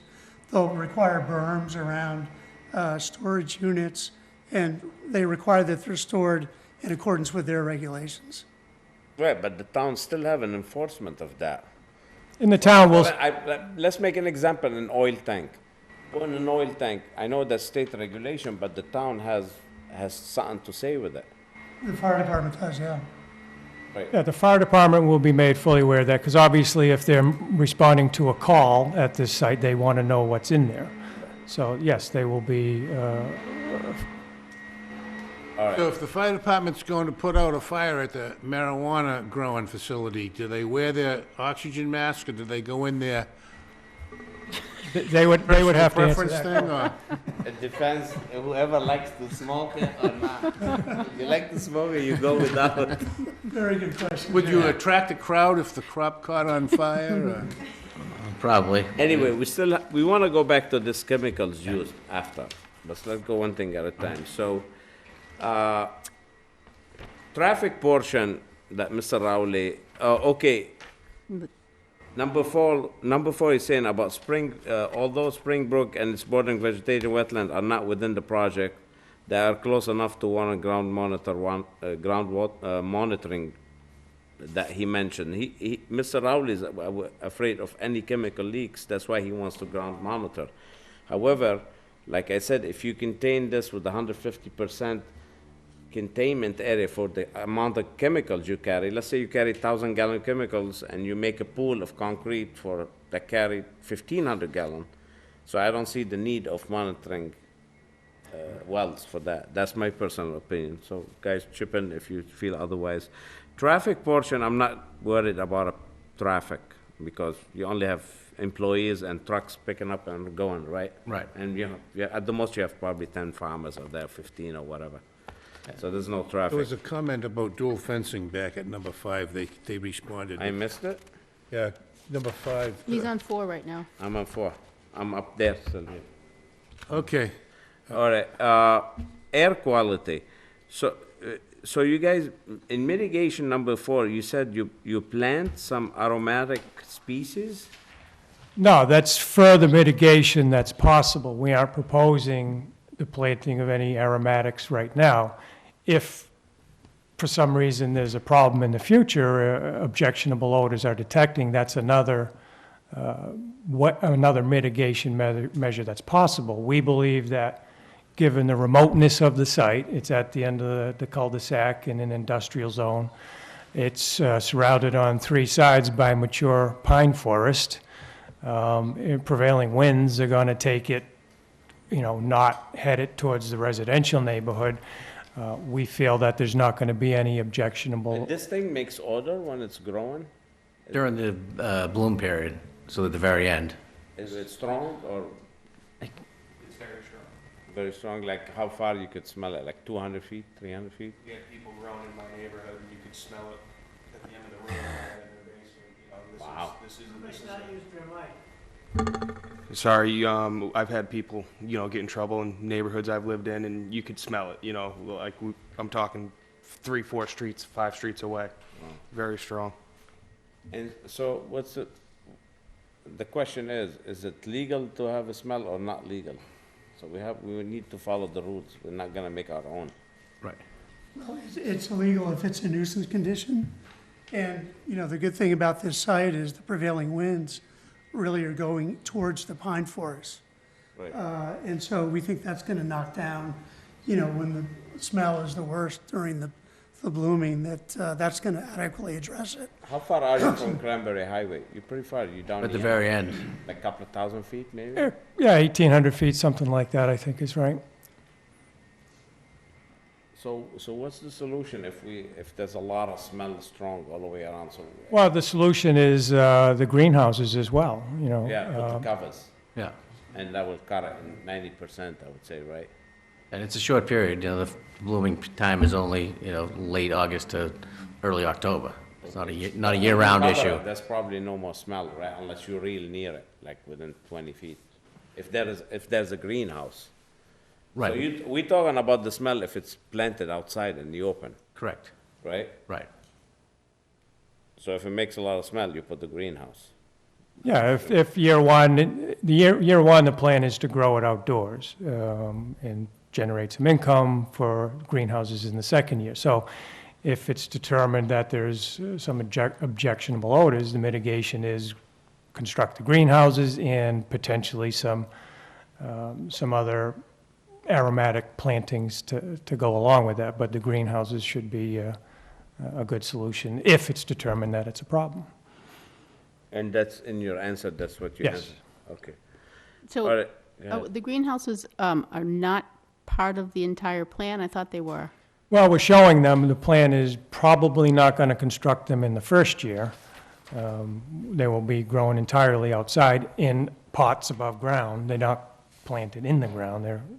Each plant is in an individual pot. And then the second year probably will be the greenhouses.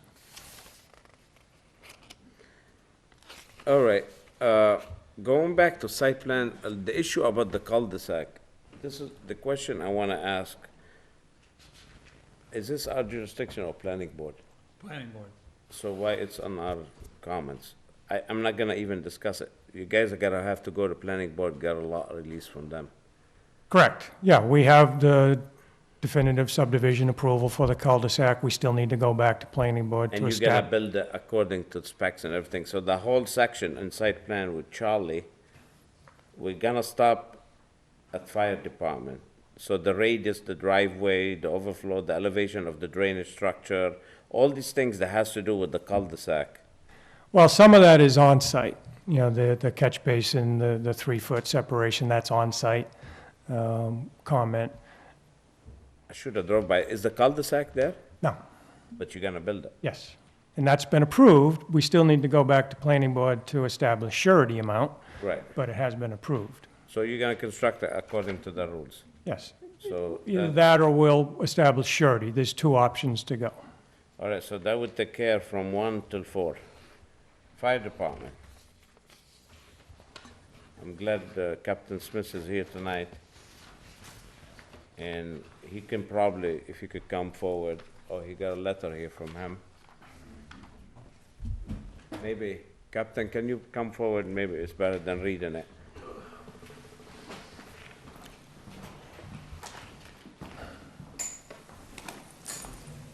Oh, Lieutenant, sorry. Is that better, or is Captain better? Also, I'm being nice? Yes, you're being nice. I did that mistake before, didn't I? Yes, you did. You didn't know you got promoted. Captain, I'm gonna give you promotion. All right, just a name and address. For the- Lieutenant Chris Smith, Wareham Fire Department. Okay. So you had a chance to look at this plan? I did. Okay, so what do you say? I've actually addressed it with the engineers at GAF, and they have made the alterations. Every one of my items, all 6, have been changed in the plan they have here tonight. And so, and you okay with the revision they did? Your trucking driving there? You have Yes, enough they hydrant? do have to add the turning radius plan. They have to revise that, but that was it. Everything else has been accommodated. All right, good. So I guess we're good here. Any more questions, anyone? Nope. I wanted to ask Ken a question. Go ahead. Some of the neighboring towns that have the same type of cultivation, what were some of the issues with odor that they have experienced? I know you have some, Yeah, we had a call with the town manager in Sheffield. Sheffield, thank you, about outdoor cultivation, which is ongoing and has had a year of operation. She said that there was a noticeable odor on Route 7, which is approximately 500 feet away from the growing facility, but there were no complaints. The odor was apparently acceptable to those people that are driving by. that was from the town, they said that? Well, yeah, are we driving by lilacs, or are we driving by the sewer treatment plant, you know? One could, maybe it's not noxious. Well, the other thing is, I think you have to recognize that Sheffield is a little more agricultural than Wareham. Sheffield, is that what it is? Sheffield, yeah. Is it So an they have actual cows Walmart? near the- So, do you know the acreage, do you know the size of that facility? Do you know how big it, in comparison? In to this comparison, yeah. It was a 80,000 square foot one? facility. 80,000 square feet, 80,000. and how many square feet are you? It's 100. So you, A little bit bigger. A little bit bigger. They're a tier 9, I believe. You'd This be is a able to tier spell 11. equally as much as Sheffield, if not a little more. And then where the other Everybody one has a was different sense of located, smell, right? residential area is how far No, from? Generate smell, I meant, yeah. Right. Did not identify any ones that were were located near residential neighborhoods. What's that? Didn't talk to anybody who had didn't identify any facility, didn't know of anyone that's within a residential neighborhood. But I'm saying, like, where the field was for the other site, how close to residential neighborhood was it located? Hard to tell from the land use map, but I'd say probably about 1,000 feet.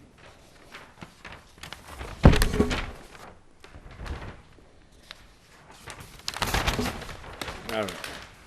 So what are you gonna say? I mean, this what it I is. wasn't gonna say anything, If that's it's just gonna some be smelly, they're information. gonna have to cover it, I Well, guess. there was an option here that Charlie had recommended planting flowers with strong aroma or something else to. Right, well, they're gonna, yeah, for the first year, then they're gonna have to address this the next time. And if the flowers don't work, they're gonna have to cover it, I guess, and hopefully they make money enough to cover it. Yeah, that's the plan, is the greenhouses, because it protects them from the elements, obviously. Okay. So it's the blooming season is when it emits. August Oh, to mid. Yeah, they're flowers, just like They're flowers. roses or whatever. So when they flower, they want to Mid-August to attract mid-October. insects and whatnot so they can pollinate. And so they get off of, it depends. There's different cultivars, that you can use, the genuses that, that aren't as noxious or, not to say it's noxious, but you can use different genetics. All right, Charlie talk about the dumpster. What would you do? Thank you. Oh, thanks, Lieutenant. Thank you. Yeah, Charlie had a question if there's enough room for a vehicle, a dump truck, a garbage truck to get to the dumpster, because it's in close proximity to the loading area. But our response is that the loading area is used intermittently, and peak time is during the harvest time, so we don't anticipate any conflict between the garbage truck coming once a week, twice a week, to get rid of that dumpster, having any issues getting to it with conflicts with the loading area. Yeah, because right next to the loading docks. So, And any vehicles that come in and loading are going to be vans or maybe a box truck, and it's very infrequent, so we don't anticipate a conflict. I go back to some of my previous questions. We're talking about odors. We're zoning, we're not odor board or the health board.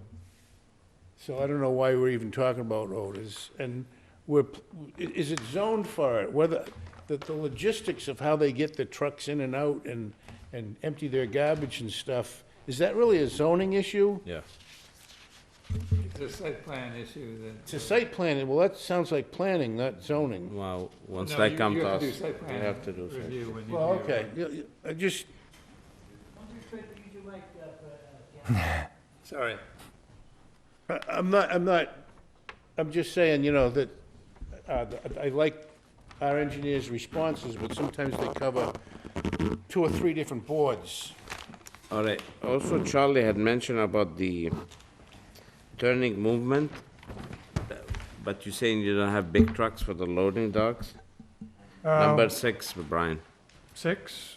Turning Yeah, movements. there appears to be very limited turning movement space available as well. Some consideration should be given to expanding the pavement to allow vehicles to make better backing movements toward the loading area. You want the site plan section, comment 6? His letter. Okay. His letter. On his letter. Well, he's talking That- about the dumpster access, the garbage truck having access to the dumpster. But, Okay. it's in the loading area. There is the access road that goes entirely around the building, so there's, in our opinion, sufficient room for a garbage truck to come in, pick up the dumpster with its forks, dump it, put it back in place, and then back out of there We don't think there's going to be any conflicts. Okay, and then he goes back, he talks about the overflow parking. You should use the recycled asphalt versus stone. Yes, we're going to show the recycled asphalt. Okay. Sheet 10 of 10. Is this the cul-de-sac or our site, or your site? That would be an on-site catch basin. Okay, and did you address that? Yeah, it's He not. needs a flared, at least 24 inches. Yeah, they agree. He's saying the stone size and detail for stone placed under the flared end section for at least 24 inches. Yeah, we're complying with that one. We're still staying with the 30-inch on the catch basin. It's not uncommon to have the 30-inch as opposed to the 33-foot, the 36 inches that Charlie's talking about. So we're going to stay with the 30 inches. That's something we've used before, not uncommon, but we are complying with the 24-inch, his comment B. And how about the elevation part he was talking about between the pipe and the top of the basin? Yeah, it works. You can get the structure so that it works. You know, he's worried about there be a conflict, but you can get the structure where those elevations and Have enough heights will pitch? work. Yes. Okay. All right, go back. And you sent that, you did put it in your letter to him? Yes, he will get our response. All right, now fencing. He mentioned you have a lot of gates around the fencing. I don't see a problem with it, but what was the purpose of it? Just- Well, they're just man gates Yeah. on the far side. Sorry, on the far side. They will be locked, obviously, but there will be maintenance of vegetation outside the fence, so if someone needs to get from the inside to the outside, they're just there for convenience. Okay. It'd be unlikely that they'll be used, but they are there and available. All right, going to the landscape, and he talks about the 10-foot. I mean, I really don't care for that because it's all woods next to you, right? Right. Right, we did change the landscape plan with a clear note that 10-foot natural buffer is to remain, but in reality, it'll probably be more, because when we go out there to survey that line and to mark it for clearing, maybe there's a 24-inch tree at the 10 feet, so the fence will need to be adjusted. But all further these out. your neighbors all woods. It's all woods, correct. I'm not worried about that. Go Is ahead. it a neighbor or is it their own property? No, this, It's an abutting piece of land, How is it zoned? it's industrial, industrial as well. but it's all woods now. Yeah, I got it. I just, just because it's woods now, it could be something in the future, that's all. That's the reason I was asking. Right, but then again, this is industrial, it's not like a house, you have to put some. Right, right. There are a Plus, lot of they keep in 10 feet anyway. There are a lot of wetlands around there as well, too, so Yeah. it restricts how much can be developed. What's the requirement in zoning for the buffer in 10 feet. industrial? I thought it was 20. It's not No, 20? industrial to industrial, 10. 10. 20 industrial to commercial, we're supposed to change it to 10. Did we change it to 10? We had proposed something like that. But it's 10 feet, industrial to industrial.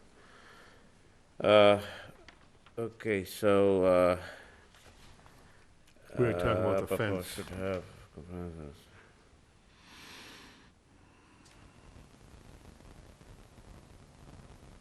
So, I guess you're showing how much additional clearing is gonna be necessary to provide adequate sunlight? Yeah, that goes back to one of the earlier comments, so we have shown that on the plan. He suggested that you shift the whole area. Does it make sense for you to shift it? Well, we're trying to preserve that maybe for future expansions or other plans. So, we're compliant where we are. Yeah. And just hopefully they'll be successful enough. We have some room for expansion. I get you. You want to maintain the ability to have maximum yeah. All right,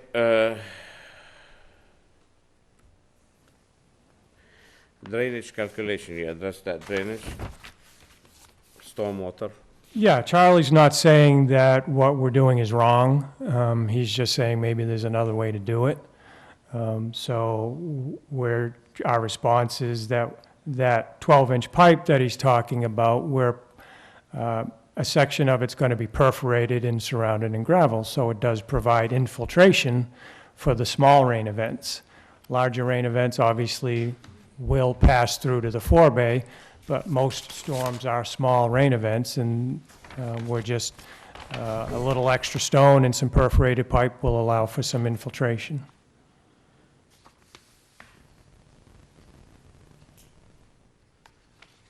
Where do you have a retention area? Yeah, the drainage will go to a forebay and then to an infiltration basin, yes.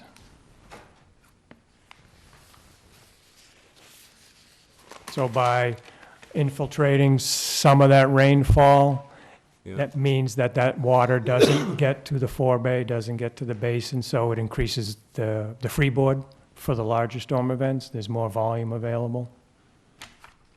So what do you got, 2 catch basins on there? 1, 2?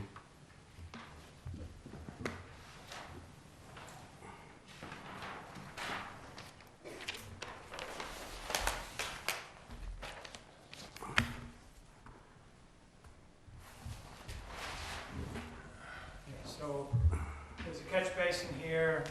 Okay, so 1, 2, 3.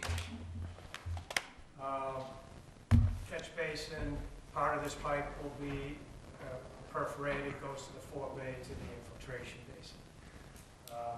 We have, this is the perforated pipe, which is picking up the roof runoff, Mm-hmm. which doesn't need the pre-treatment that the surface runoff needs. And the roof runoff, where does it go to? It eventually will get to the infiltration basin as well, but it's routed through, that's the section of the pipe that'll be perforated. Yeah. And then it gets to the infiltration basin. There's a section of pipe that's solid, so it eventually will go to the infiltration basin. So under the parking, it's solid, it's not perforated? the Correct. pipe. All right. There's no pre-treatment required for the roof runoff. It goes directly to the Idea of infiltration that being basin. You don't want it getting mucky underneath the parking lot, you want to keep it solid, is that? Right. Well, it could be, but, you know, we just put a small portion of it and, Yeah. and didn't put it under the parking area, but you could do that. It's feasible. But maybe not necessary. Yeah, not necessary. It happens all the time. Infiltration galleys are put in under parking areas, so there's no problem with it. All right, I guess that would do this, then we go to the operation and maintenance plan. I really didn't understand that, so will not enlighten me on that. Well, I guess he's just asking, when you write your conditions, one of your conditions would be a specific reference to the operation maintenance plan as outlined on the approved plan. So it's a little redundant because it is on the plan, but it wouldn't hurt to have it there. Okay. All right, what do you guys? I think we've covered a lot of good ground. I think we, need to maybe continue to February 12th. You're not gonna be here before then, correct? No. And, Unless they're Give comfortable Charlie a to get a chance to- vote with Jen without me. Because Robert can get back in, neither Walter. They can't be sitting on it, are you guys in a hurry? of course. Spring's coming quick. You know, I need to cut the trees and, you know, plant in May, so. Do you wanna,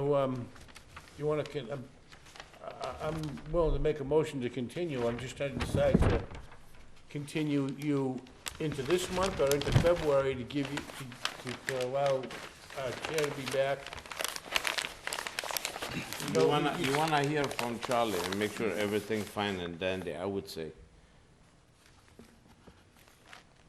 You guys have I a don't preference? Unless you don't feel this way. No, I don't. Unless you guys don't feel this way, it's different.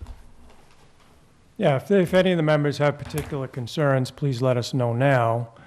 I would think maybe if we could get scheduled for your next meeting, possibly Charlie can come back with his review letter. If we don't proceed that night, then we just continue, but at least there's a possibility that maybe action could be taken. And then, if you're not here, Jan and is we, here. if we should finish it, we don't need you. Right. Have fun. But if we. Well, you have but if we somebody should- on the board but- who is unpredictable. But if we have, but if we have to continue it again, and you can review the tapes and be here. Right, yeah.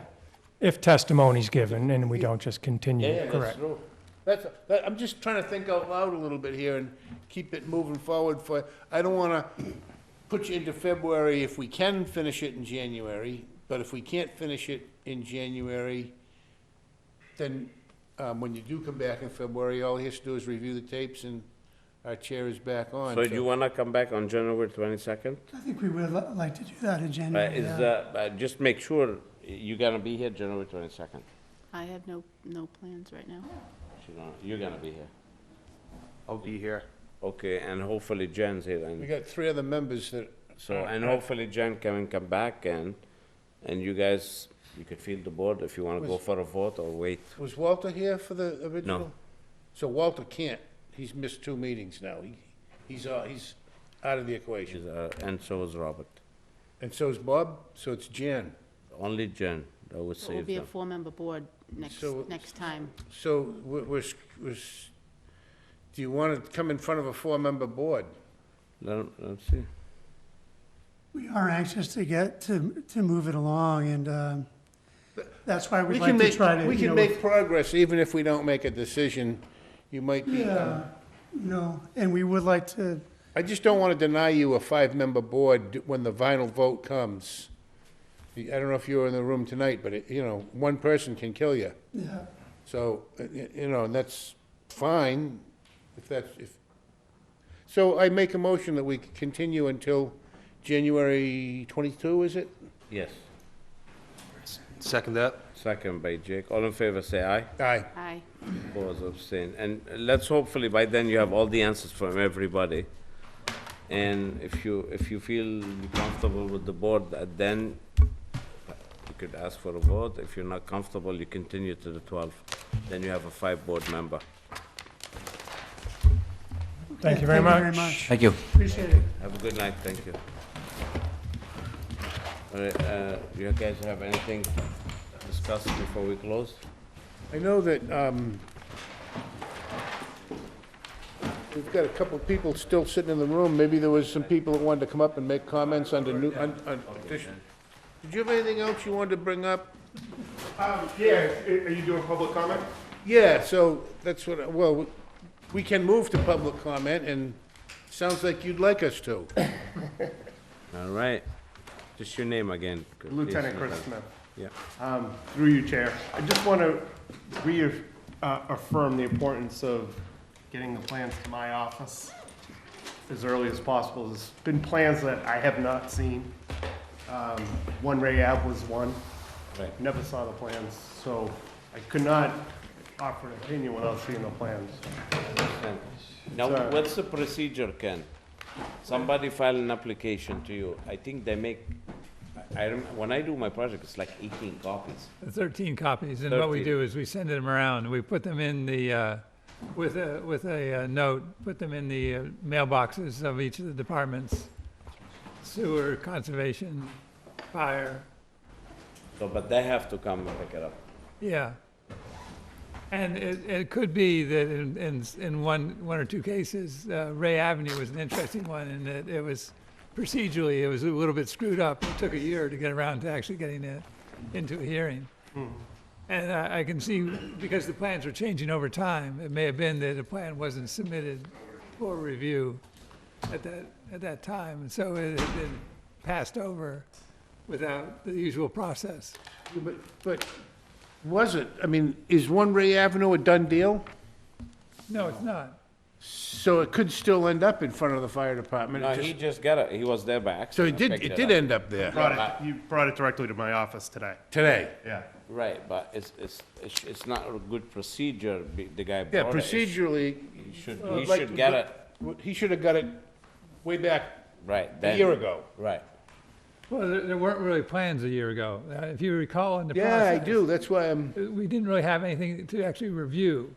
So there there was. was nothing to send him. Yeah, exactly. So we had, and then over time, the plans developed and changed. And we never got around to actually saying, okay, this is the plan, now let's send it out and do the process. Let me ask you, Lieutenant, was there another incident that you never received plan, or that was that one? Well, this one actually, the coastal cultivators, or cultivars, I actually found out about it through the response that Charlie gave, and then I came down and picked up a set of plans. Ah, But okay, they were looking for, I mean, I had less than a week to review. right. So just reiterating the importance of trying to get me the plans, whether it's an electronic copy. I know Sonia has my email, and if she could, even an electronic copy would work well. Yeah, that's one of the things we're trying to do, is make sure that a digital copy of the files is submitted with each application, so we can email it around. We take digital copies now. Excellent, excellent, We just started this like last month. excellent. That'll help too. Just whatever you can do to Yeah. ensure that I get them. And I appreciate you guys So- listening to me.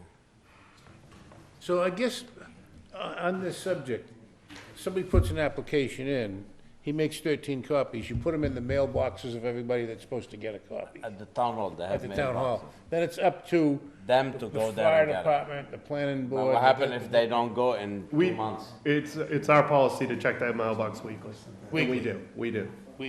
Ah, okay, so So there is a system, it just, but Sometimes the let's information's go back to not Ray there. Avenue. In the instance of Ray Avenue, you saw no merit in throwing anything in their box because there was nothing to throw in the box. The plan was under development, so it didn't make sense. And that particular applicant, who I've had to recuse myself on voting, but I can, speak to, has been real, I get what you're saying, there was nothing to show them.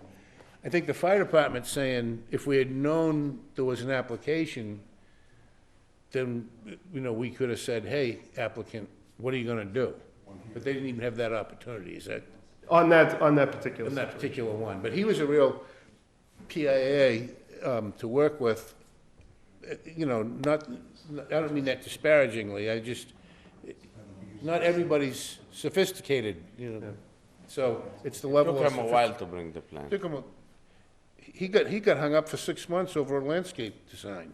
Most applicants that come in, that you're using a local engineer or our local lawyer, will take a plan directly to the fire department. They want the Board of input. Health. Yeah, there are applicants that are doing that, but I just want to make sure it doesn't fall through the cracks. And I have added a policy that I'll check your agendas on a weekly basis, so if there's something on the agenda, at least I'll catch it there. if Well, I what we know can do it. is we can put you on the mailing list of the agendas as That well. would be great.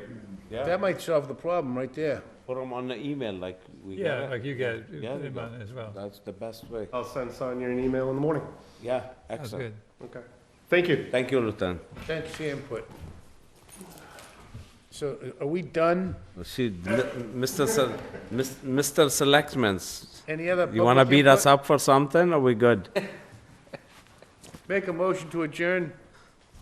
Second. All in favor, say aye. All right. Oppose, July. abstain, No. adjourn. I'm kidding.